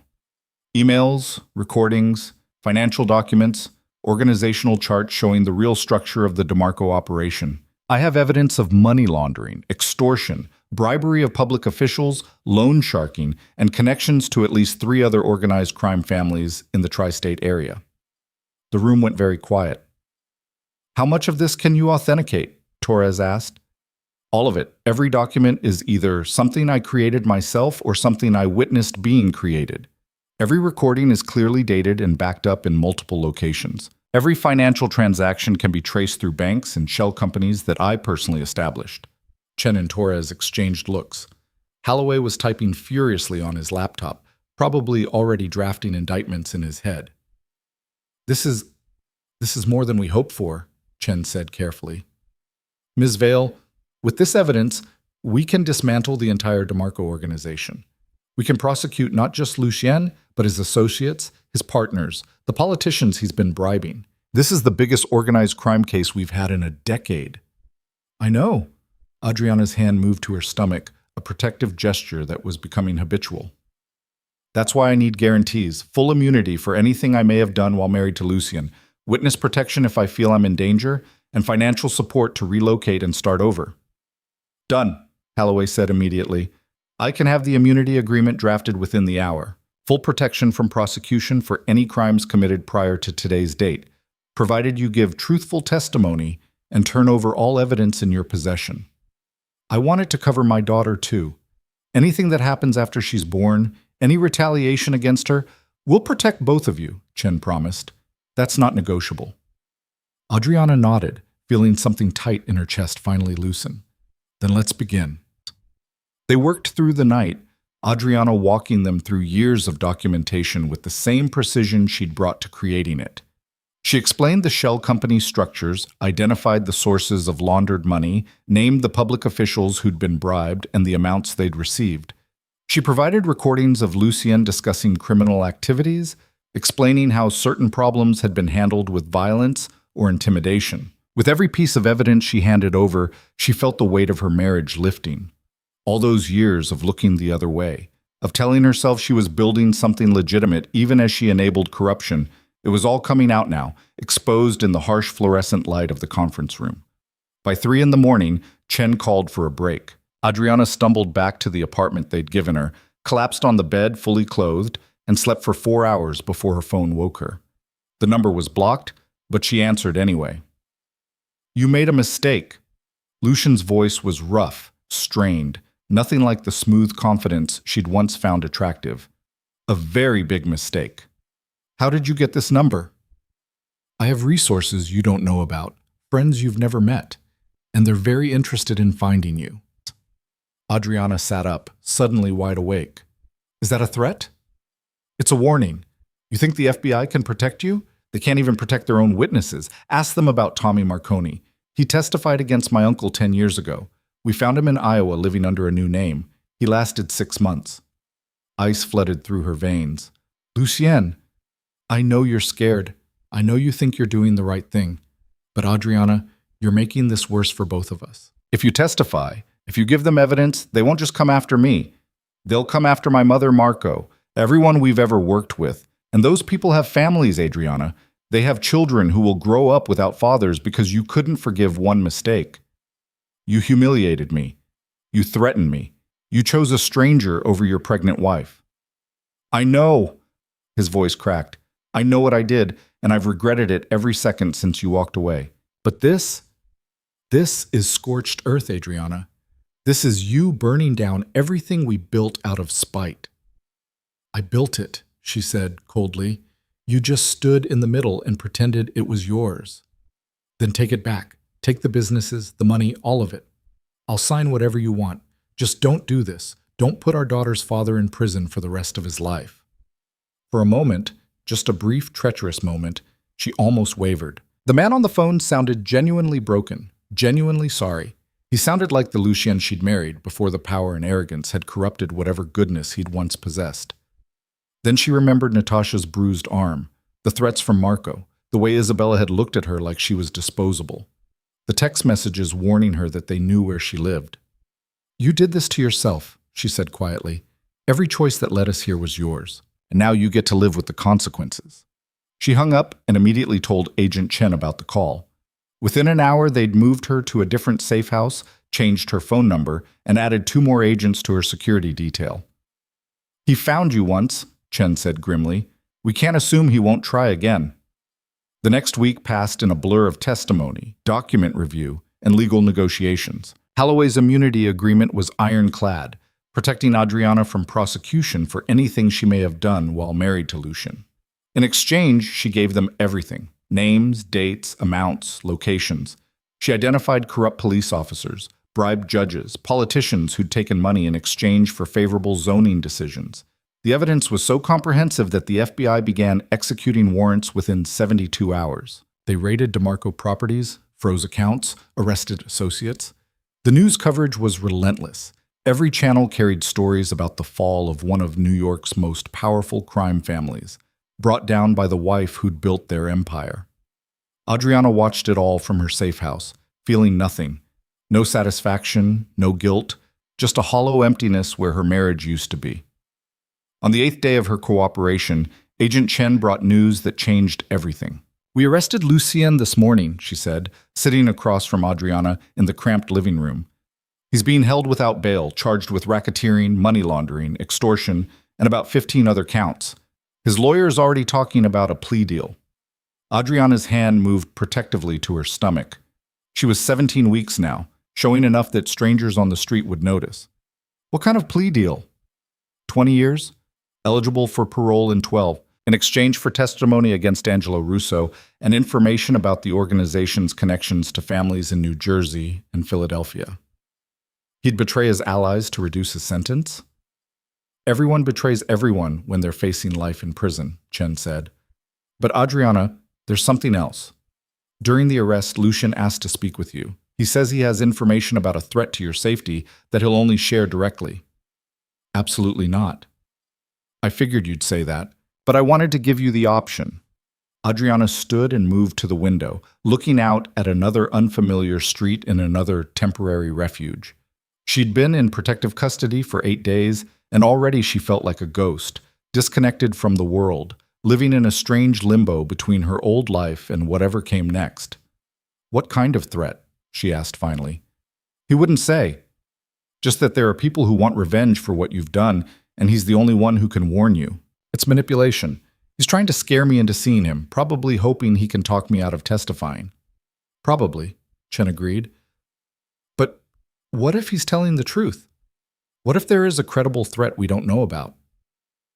Adriana closed her eyes, torn between the desire to never see Lucien again and the nagging fear that he might actually be trying to protect her. Despite everything, despite the betrayal and the humiliation, some part of her still remembered the man he'd been in the beginning. The one who'd made her laugh, who'd promised to build something beautiful with her. That man was probably gone, consumed by the reality of who Lucien DeMarco really was. But the memory lingered. "Supervised meeting," she said finally. "Multiple agents present, everything recorded. And I want it made clear that nothing he says will change my testimony." "Understood." They brought Lucien to a federal building in Manhattan 2 days later. Adriana waited in a conference room with Chen and Torres, her hands folded on the table to hide their trembling. When the door opened and Lucien walked in wearing an orange jumpsuit and handcuffs, she barely recognized him. He'd lost weight, his face gaunt and shadowed. His expensive haircut had grown out, making him look older, harder. But it was his eyes that shocked her most. They were empty, defeated in a way she'd never seen. The guard chained him to a bolt in the floor and stepped back. Lucien looked at Adriana for a long moment, his gaze moving from her face to her stomach, where their daughter was growing. "You're showing," he said quietly. 16 weeks. "Do you know, is it—" "A girl, Elena. I'm naming her Elena Vale." Something flickered across his face, pain or regret or both. "Not DeMarco." "No." He nodded like he'd expected that answer. Thank you for coming. I wasn't sure you would. Agent Chen said you had information about a threat. I'm here for that. Nothing else. Right. Business. He laughed, but it was a hollow sound. Everything with us always came down to business in the end, didn't it? Lucien, if you have something to tell me, tell me. Otherwise, I'm leaving. He leaned forward as much as the chains would allow. Angelo Russo put a contract out on you. $50,000 to anyone who can find you and make you disappear before the trial. He blames you for the power vacuum that's let him expand his territory, and he wants to make sure you can't testify against him if the FBI ever builds a case. Adriana felt the blood drain from her face. Chen and Torres immediately started making notes, already planning how to respond to this new threat. How do you know this? Chen demanded. Because Russo's people approached me in lockup. They wanted to know if I'd help them find Adriana in exchange for protection on the inside. I told them to go to hell. Why? Adriana asked. Why protect me now after everything? Lucien met her eyes, and for the first time since he'd walked in, she saw something real there. Because she's my daughter. Because whatever else I've done, whatever mistakes I've made, I won't let our child grow up without a mother. I won't let her carry that weight. The conference room was silent, except for the scratch of Torres's pen on paper. There's more, Lucien continued. Marco is planning something. I don't know what exactly, but he's been meeting with some of the younger guys, the ones who think violence is the answer to everything. He blames you for the organization falling apart, and he's not as forgiving as I am. Forgiving, Adriana repeated, her voice sharp. You threatened me. You told me I'd regret leaving. I was angry, scared. I just watched everything I thought I owned disappear in 48 hours, and I lashed out. But Adriana, I never would have actually hurt you. You have to know that. I don't know anything about you anymore. Maybe I never did. He flinched like she'd slapped him. Fair enough. But regardless of what you think of me, please take these threats seriously. Russo doesn't make idle promises. And Marco loved this family more than anything. He's not going to let its destruction go unanswered. Agent Chen stood. We appreciate the information, Mr. DeMarco. We'll take appropriate precautions. Wait. Lucien's voice was urgent. Adriana, please, just give me one more minute. Chen looked at Adriana, who nodded reluctantly. The agent stepped back but didn't leave the room. I'm sorry, Lucien said. For all of it. For Natasha. For taking you for granted. For building my entire identity on work that was really yours. You deserved better than what I gave you. Elena deserves better than me as a father. She'll never know you, Adriana said quietly. I'll make sure of that. I'll tell her you were a complicated man who made terrible choices, and I'll make sure she never follows in your footsteps. Good. That's good. His voice cracked. Will you tell her one other thing? Will you tell her that her father's biggest regret was losing her mother? That if I could go back and change everything, I would? Adriana stood, signaling that the meeting was over. I'll tell her that her father was a cautionary tale, that power without principle leads to nothing but destruction, and I'll make sure she grows up strong enough that she never needs a man to define her worth. She walked to the door, but Lucien's voice stopped her one last time. I loved you. I know you don't believe it now, but I did. I do. Adriana looked back at him, at the man she'd married in another lifetime. The problem, Lucien, is that your love was never enough. It was always conditional, always dependent on me staying small enough to fit into your world. Real love, the kind Elena will learn about, makes you bigger. It lifts you up. What you offered was a cage made of gold, and I'm done being imprisoned by other people's limitations. She left him chained to the floor and didn't look back. The FBI took Russo's threat seriously. They moved Adriana to a third safe house, this one in New Jersey, and increased her security detail to 6 agents rotating in 12-hour shifts. Mitchell visited twice, bringing legal documents for her to sign and updates on the divorce proceedings. Lucien's not contesting anything, he said, spreading papers across the kitchen table. He's agreed to sign over all remaining assets, waive any claim to custody, and accept a complete dissolution of the marriage. His lawyer says he just wants it over quickly. How generous of him. Adriana, I know you're angry, but this is actually good news. We can finalize everything within a month. You'll be legally free of him before the baby comes. She signed where he indicated, her signature sharp and decisive. What about his mother? Isabella's been suspiciously quiet. From what I hear, she's focused on damage control, trying to protect family assets from federal seizure, maintaining relationships with allies, positioning her nephew Dominic to potentially rebuild once the dust settles. You're old news to her. I was always old news to her. I was just useful for a while. Her phone rang, Agent Chen's personal line. Adriana answered immediately. We have a situation, Chen said without preamble. Marco Castellano was found dead an hour ago. Single gunshot to the head, execution style. It happened in his car outside his apartment in Brooklyn. Adriana sat down slowly, processing the information. Russo? That's our assumption. He's consolidating power, eliminating DeMarco loyalists. But Adriana, before Marco died, he made a phone call to a number we've traced to a burner phone purchased yesterday in Queens. The call lasted 43 seconds, and we caught part of it on a wiretap we had on Marco's phone. What did he say? He gave someone your approximate location, not the exact address, but the neighborhood. He told whoever was on the other end that the feds were protecting you, but that security changed shifts at 8 p.m., and there was a 12-minute window when you'd be vulnerable. The kitchen tilted slightly. Adriana gripped the edge of the table, forcing herself to breathe. When do they change shifts? Tonight, in 4 hours. So someone's coming for me. We don't know that for sure, but we're not taking chances. We're moving you again, right now. Pack only essentials. We leave in 10 minutes. Adriana ended up in Pennsylvania in a cabin so remote that the nearest neighbor was 3 miles away. The FBI brought in specialists, people who understood witness protection and how to keep someone alive when determined killers were hunting them. They taught her how to spot surveillance, how to vary her routines, how to disappear if she needed to. She learned it all with the grim determination of someone who understood that her daughter's life depended on her survival. The trial date was set for 6 weeks out. Until then, Adriana lived in isolation, seeing only federal agents and occasionally Mitchell when legal matters required her signature. Dr. Morrison made house calls to monitor the pregnancy, reporting that despite the stress, Elena was developing perfectly. She's a fighter, the doctor said during one visit, pressing the Doppler to Adriana's swelling stomach. The rapid flutter of a heartbeat filled the room. Strong and resilient, just like her mother. Adriana listened to her daughter's heartbeat and made a promise. She would survive this. She would testify, see Lucien and his associates convicted, and then she would build a life where Elena could grow up safe and loved. No matter what it took.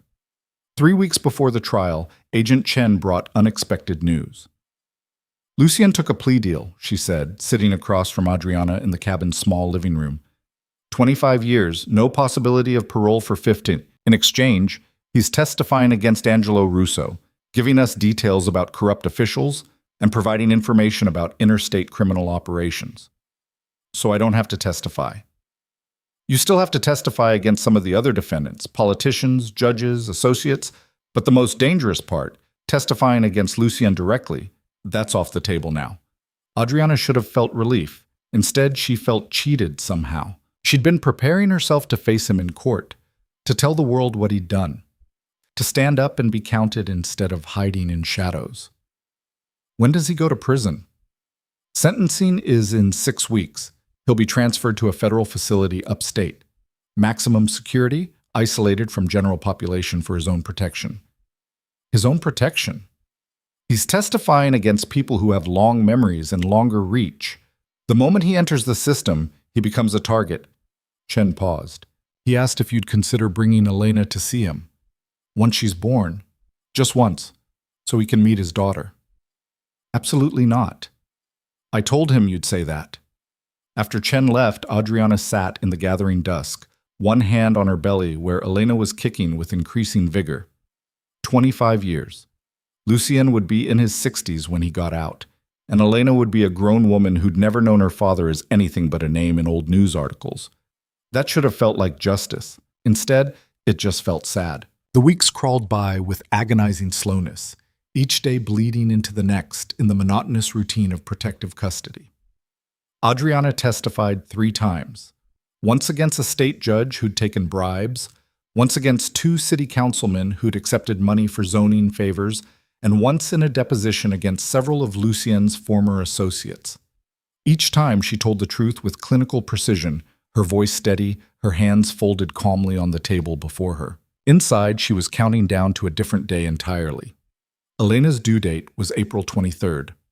Adriana marked off each passing day on a calendar Agent Chen had brought her, watching her belly swell until moving became awkward and sleep became impossible.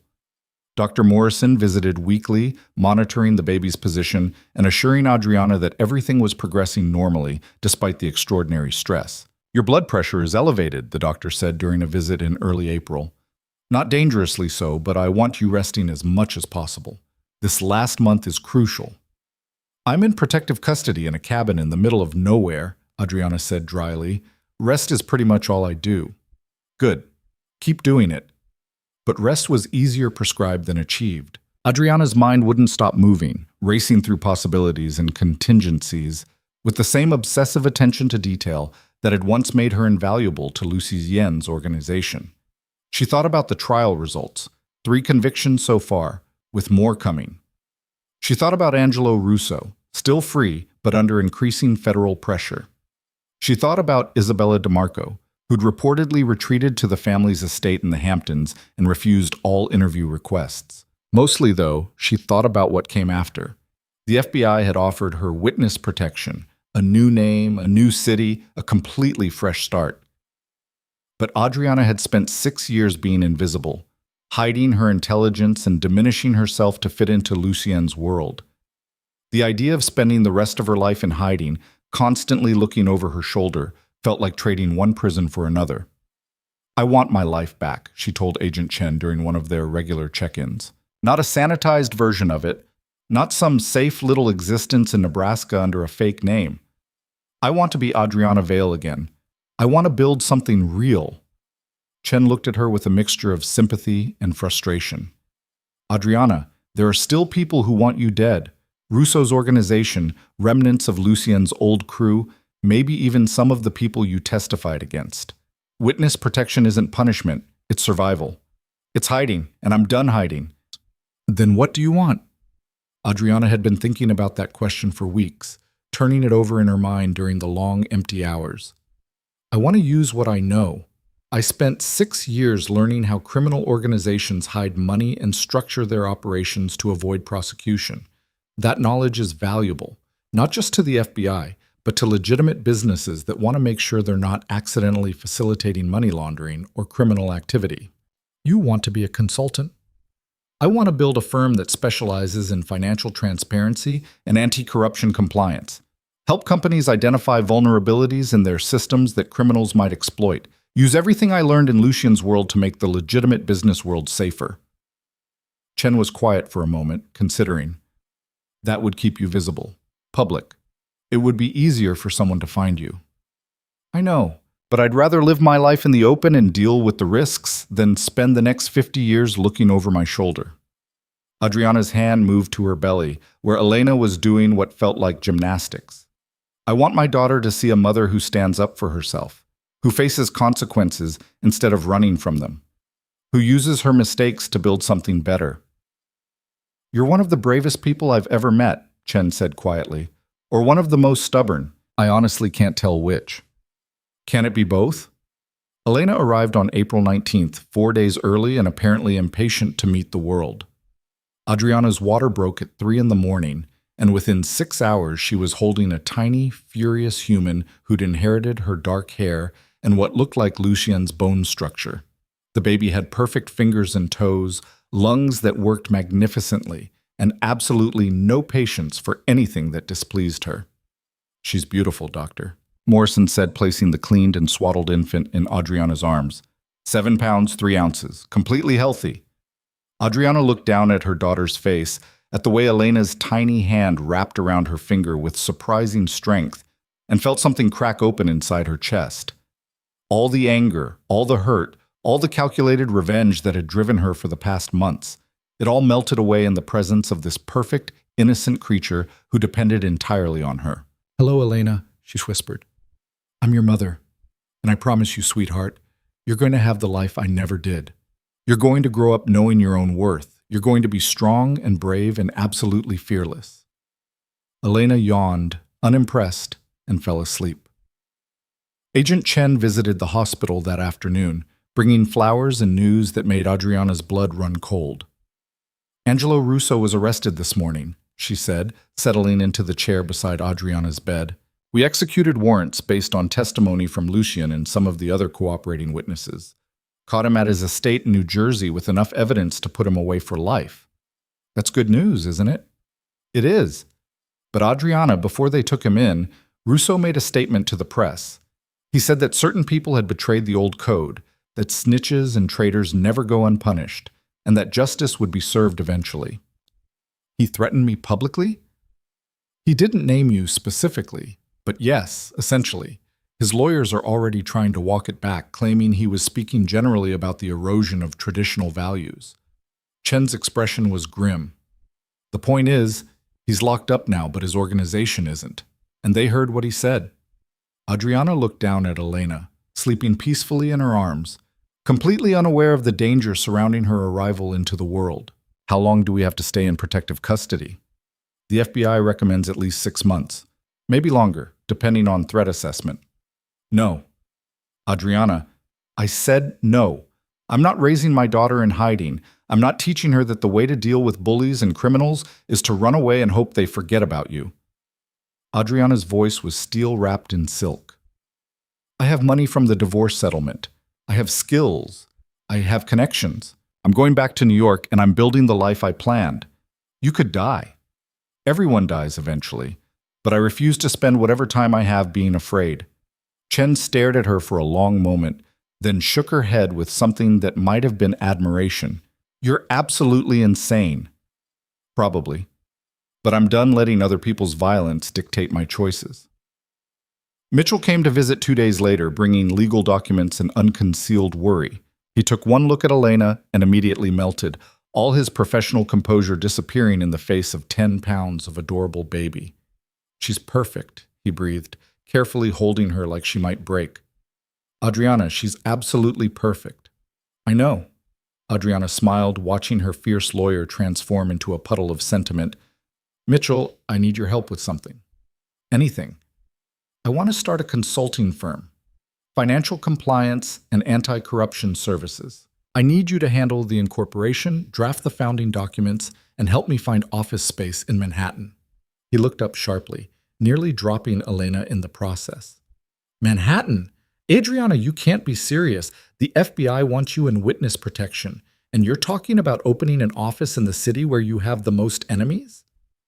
I'm completely serious. I've already started drafting a business plan. I have a list of potential clients, corporations that have been burned by money laundering scandals and want to make sure it doesn't happen again. There's a real market for this.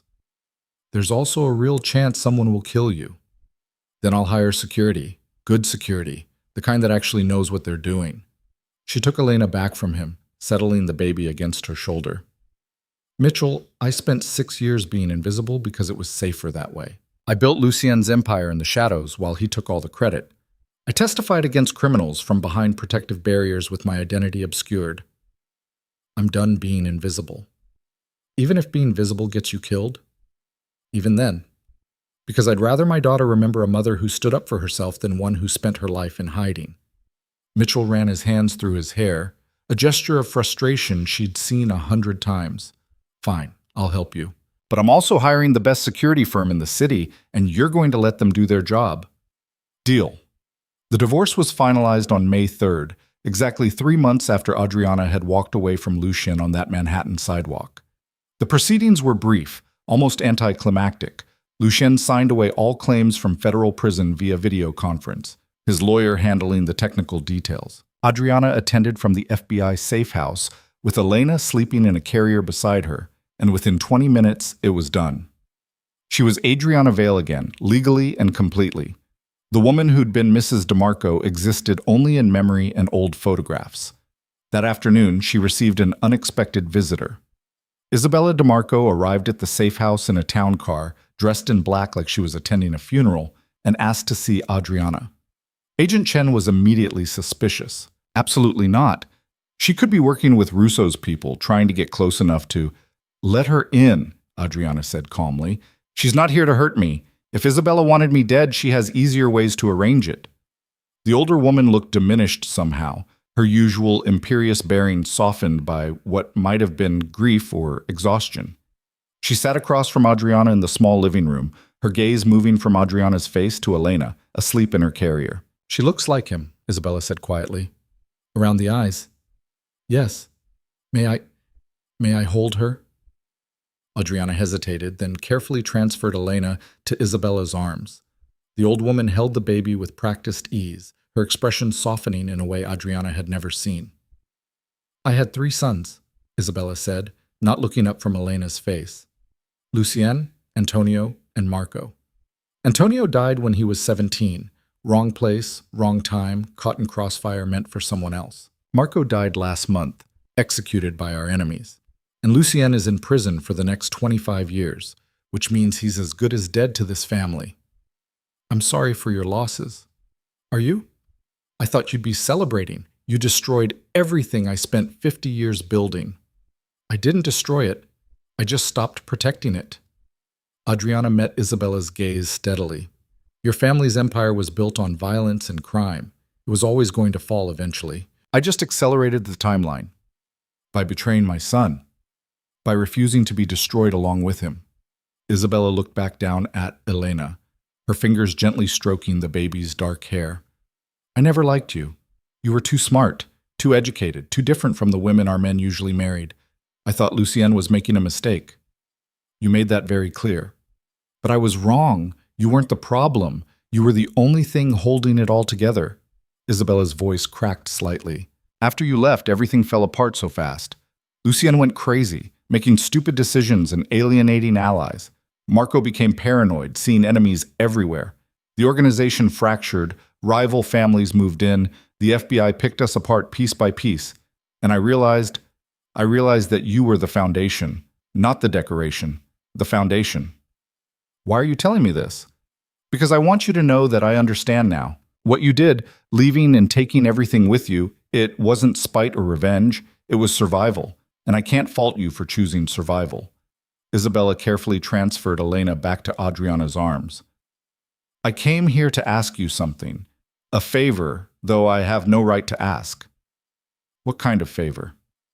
Let my granddaughter know her family history, not the crimes, not the violence, but the other parts. The way her great-grandfather came to this country with nothing and built something. The way her grandmother fought to keep her sons safe in a world that wanted to destroy them. The way her father, Isabella's voice broke. The way her father loved her mother enough to save her life, even when it meant losing everything. Adriana felt unexpected tears prick her eyes. Lucien didn't save my life. He saved my own. He gave you the warning about Russo. He told you about Marco's plan. He could have stayed silent, could have let his enemies take care of the problem you created. But he chose to protect you instead, even though it meant testifying against people who will absolutely try to kill him in prison. Isabella stood, preparing to leave. I'm not asking you to forgive him.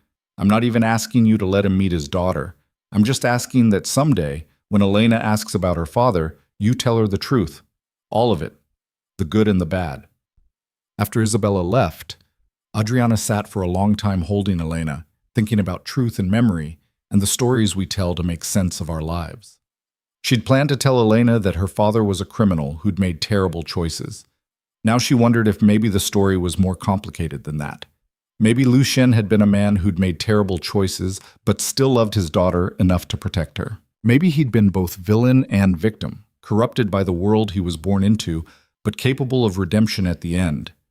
Maybe everyone contained those contradictions. Vale Consulting opened its doors on June 15th in a modest office in Midtown.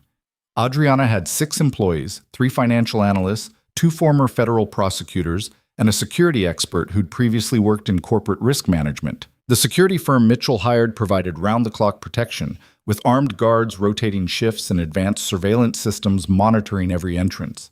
It was expensive, paranoid, and absolutely necessary. The first month was slow.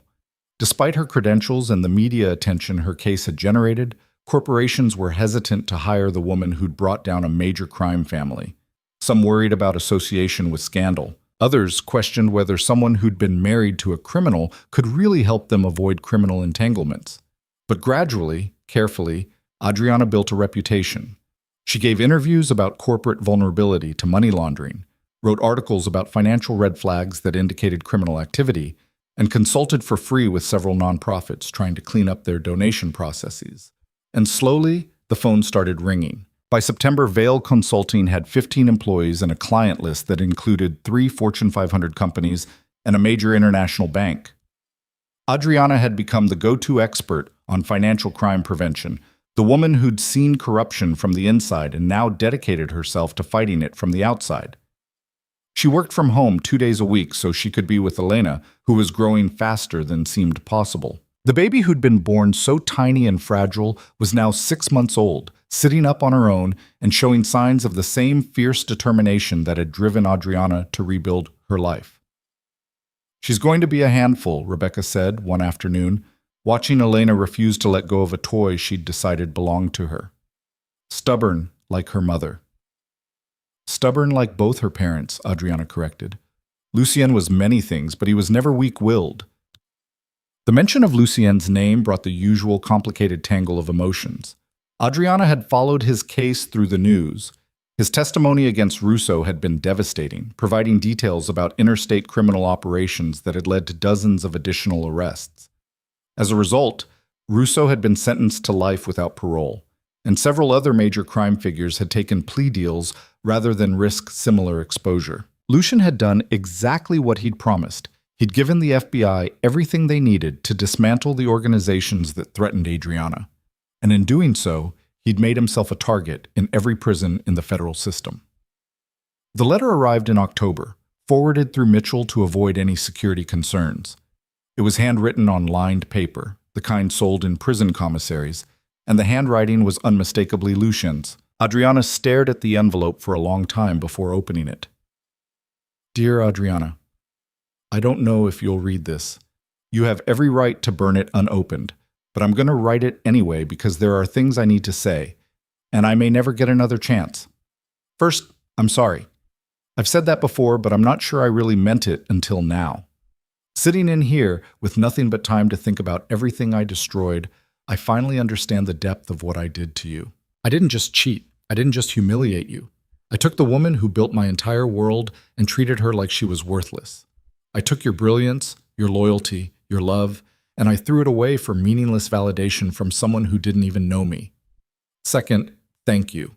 My lawyers told me that you could have testified against me directly, could have buried me under evidence that would have guaranteed life without parole. Instead, you took a plea deal that gave me a chance, however small, of eventually getting out. I don't know if you did that for me or for Elena, but either way, I'm grateful. Third, I want you to know that I see you now. Really see you, in a way I was too arrogant to do before. You were never the woman behind my throne. You were the throne itself, and I was just a figurehead sitting on something you built. Everything I thought I'd accomplished was really your accomplishment. Every success was your success. And I was too stupid and self-absorbed to recognize that until I'd lost it all. My mother came to see me last month. She told me about meeting Elena. She said our daughter is beautiful and already showing signs of your strength. I'm glad. I'm glad she'll grow up with you as her example instead of me. You'll teach her to be brilliant and fierce and completely uncompromising in her own worth. I would have taught her to take power without earning it, to mistake control for respect. I don't expect forgiveness. I don't even think I deserve it. But I want you to know that you were right about everything. You were right to leave. You were right to take back what was yours. You were right to protect yourself and our daughter from the wreckage I created. And you were right that I never really understood what love meant. I thought love was possession, control, having someone beautiful and brilliant reflect my own supposed greatness. But real love, the kind you tried to teach me, is about making each other bigger. It's about being proud of your partner's success instead of threatened by it. It's about building something together where both people are essential and valued. I know that now. I understand it now. And I hate myself for learning it too late. If Elena ever asks about me, please tell her the truth. Tell her that her father was a man who had everything and threw it away because he confused power with worth. Tell her that he spent the rest of his life regretting that mistake and trying to do better, even from prison. Tell her that the best thing he ever did was help create her, and the worst thing he ever did was lose her mother. and tell her that somewhere in a prison in upstate New York, there's a man who thinks about her every day and hopes she grows up to be exactly like you. I won't write again. This isn't the beginning of some redemption arc where I slowly win back your trust. I just needed you to know that I finally understand what I lost, and that I'm sorry. Lucia Adriana read the letter 3 times, then set it aside and looked at Elena, playing on a blanket nearby with the fierce concentration only babies could achieve. Her daughter grabbed a toy, examined it critically, and then threw it aside in favor of something more interesting. Your father wrote me a letter, Adriana said quietly. He says he's sorry. He says he finally understands what he did wrong. Elena gurgled, unimpressed. I don't know if I believe him, but I think maybe people can change, not all the way, not into completely different people, but enough to recognize their mistakes and try to do better. She picked up her phone and called Mitchell. I need you to arrange something for me. I want to take Elena to visit Lucien, just once. Not for him, for her, so that someday when she asks if she ever met her father, I can tell her yes. Mitchell was quiet for a moment. Are you sure about this? No, but I'm doing it anyway.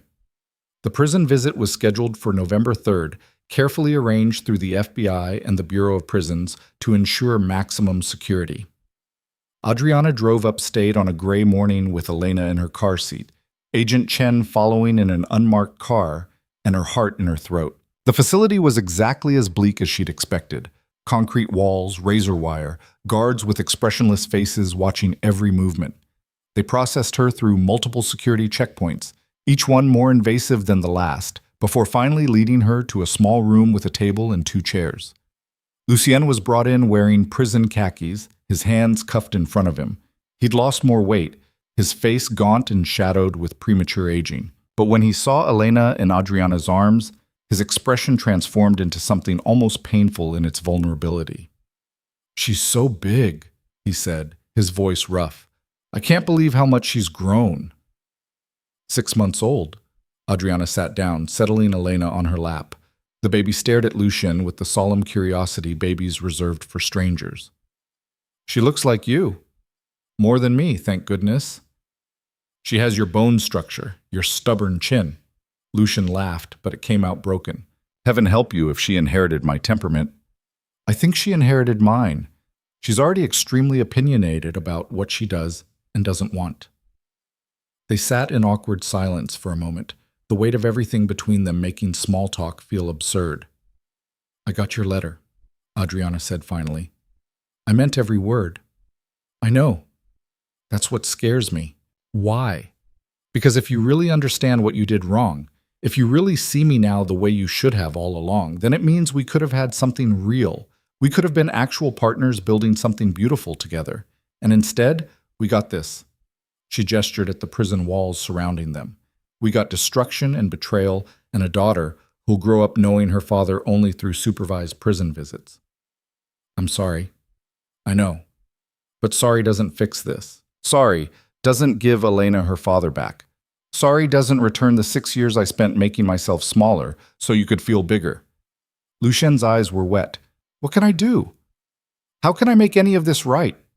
You can't. That's what you need to understand. Some mistakes are permanent. Some choices can't be undone. Adriana stood, preparing to leave. But Lucien, I forgive you anyway. Not because you deserve it, not because it changes anything, but because I refuse to carry the weight of your betrayal for the rest of my life. I'm putting it down. I'm walking away free. Will you bring her again to visit? Adriana looked down at Elena, at her daughter's perfect face and curious eyes. Maybe. Once a year, perhaps. So she knows where she came from, but Lucien, you need to understand something. I'm not doing this for you. I'm doing it for her. So she never has to wonder, never has to carry questions about her father that I could have answered. I understand. She turned to leave, but his voice stopped her. Adriana, for what it's worth, I'm proud of you. What you've built with your consulting firm, the way you've turned everything you learned in my world into something good. It's remarkable. You've become exactly who you were always meant to be. Yes, she said quietly. I have. It just took losing you to find myself. The drive back to the city felt like crossing a threshold. Adriana watched the prison disappear in her rearview mirror, taking with it the last complicated pieces of her marriage. She'd faced Lucien one final time, had looked him in the eye and forgiven him, and now she could finally let go completely. Elena babbled from her car seat, happy sounds that had no connection to the heavy conversation that had just occurred. To her, it had been just another outing, another stranger making faces at her. She would never remember this day, would never know that she'd met her father in a prison visiting room. But someday, when she asked, Adriana would be able to tell her the truth. All of it. The good and the bad, the love and the betrayal, the way her father had been both villain and victim. And Elena could make her own choices about what that meant. Vale Consulting continued to grow. By the end of the year, Adriana had 23 employees, offices in New York and Chicago, and a reputation as the foremost expert in corporate anti-corruption compliance. She gave a TED Talk about financial crime prevention that went viral. She testified before Congress about regulatory gaps that allowed money laundering. She wrote a book about her experiences that became an unexpected bestseller. And through it all, she raised Elena with the kind of fierce, protective love that came from knowing exactly how dangerous the world could be. On Elena's first birthday, Adriana threw a party at her apartment, small, intimate, just close friends and trusted colleagues. Rebecca had baked a cake. Mitchell brought entirely too many presents. Agent Chen came with her wife and a stuffed animal that Elena immediately claimed as her favorite. As the party wound down, Adriana stood at her window holding her daughter, looking out at the Manhattan skyline. A year ago, she'd been pregnant and terrified, watching her marriage implode and her world fracture.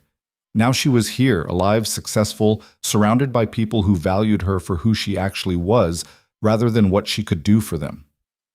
"See that city out there?" she whispered to Elena. "That's going to be yours someday. Not because you married someone powerful or inherited it from a family, but because you built something worth having with your own brilliance and strength." Elena yawned, unconcerned with her mother's grand pronouncements about the future. "You're going to be amazing," Adriana continued. "You're going to be smart and fierce and absolutely uncompromising in your own worth. You're going to know that you don't need anyone to validate you or define you or give you permission to be powerful." Mitchell appeared beside her holding 2 glasses of wine. Talking to her about world domination already? Never too early to start planning. He handed her a glass and they stood together, watching the city lights flicker on as dusk settled over Manhattan. "You did it," Mitchell said quietly. "You survived something that should have destroyed you, and you built something remarkable from the wreckage. I'm proud of you. Thank you for everything, for believing in me when I wasn't sure I believed in myself. Always." 2 years later, Adriana received word that Angelo Russo had died in prison, killed by a rival gang member in what was officially called a dispute over commissary access. The real reason, according to Agent Chen, was that Russo had continued trying to run his organization from behind bars, and his successors had decided they were better off without his interference. With Russo gone, the last major threat to Adriana's safety evaporated. She could finally stop looking over her shoulder, could finally relax the security protocols that had governed her life since leaving Lucien. She chose to keep the security anyway, not out of fear, but out of practicality. She'd built something valuable, something that powerful people might want to destroy or corrupt. Better to stay protected than to take unnecessary risks. Elena grew into a toddler who asked 1,000 questions a day and refused to accept simple answers to complex problems. She was curious, fearless, and absolutely convinced that rules were negotiable if you argued your case effectively enough. "She's going to be a lawyer," Rebecca predicted, watching 3-year-old Elena explain in elaborate detail why bedtime should be delayed. "Or a prosecutor," Mitchell added. "She's got the cross-examination skills down already." "Or a CEO," Adriana said, watching her daughter negotiate with the kind of strategic thinking most adults never mastered. She knows what she wants, and she's not afraid to demand it. When Elena was 4, she asked the question Adriana had been preparing for since birth. "Mama, why don't I have a daddy like the other kids?" They were sitting together at bedtime, Elena's favorite book spread across both their laps. Adriana had rehearsed this conversation 100 times, trying to find the right words to explain something impossibly complicated to someone so young. "You do have a daddy," she said carefully, "but he can't live with us." "Why not?" Because he made some bad choices, and now he has to stay in a place far away where people go when they make really big mistakes. Elena considered this with the serious expression she wore when processing difficult concepts. Did he make bad choices to you? To me, yes, and to other people too. Are you sad? Sometimes, but mostly I'm grateful because his bad choices helped me learn to make better ones. And they gave me you, which is the best thing that ever happened to me. Will I meet him? Someday, if you want to. When you're older and can understand better. But Elena, I need you to know something important. Adriana turned so she could look directly into her daughter's eyes. Your daddy loved you very much. Even though he made mistakes, even though he hurt people, including me, he always wanted you to be safe and happy. Okay, Elena said, accepting this with the easy flexibility of childhood. Can we read the story now? As Adriana read about dragons and princesses and brave knights, she realized that she'd done it. She'd answered the question honestly without making Lucian into either a villain or a hero. She'd given Elena the truth in age-appropriate pieces, letting her daughter decide what it meant as she grew old enough to understand complexity. On what would have been their 10th wedding anniversary, Adriana received another letter from Lucian. It was shorter this time, just a single page. Adriana, I heard about your success, about the company, the book, the congressional testimony. I wanted to say congratulations. You've become exactly who I always knew you could be, if you had the freedom to shine. I also heard about Russo. I know that must feel like relief. One less threat, one less reason to be afraid. I'm glad. You deserve to live without fear. I'm up for parole review in 8 years. My lawyer thinks I have a good chance of getting out early because of my cooperation with the FBI. But even if I do, I want you to know that I won't contact you. I won't try to see Elena or disrupt the life you've built. You've earned your peace, and I won't be the one to shatter it. But I want you to know that I think about you both every day. I wonder what Elena looks like now, what makes her laugh, what questions she asks. I wonder if she's stubborn like you, if she's got your brilliant mind and fierce heart, and I hope that someday, when she's old enough to understand, you'll tell her that her father's biggest achievement wasn't building an empire or wielding power. It was knowing you, loving you, creating her. Everything else was just noise. Be well, Adriana. Be happy. Be exactly who you are. Lucian Adriana folded the letter carefully and placed it in a box with the first one, storing them away for Elena to read someday when she was ready. Then she went to find her daughter, who was building an elaborate tower out of blocks and narrating an epic story about the people who lived inside. Mama, come play, Elena demanded, pattering over on small feet to grab Adriana's hand. Okay, sweetheart, show me your tower.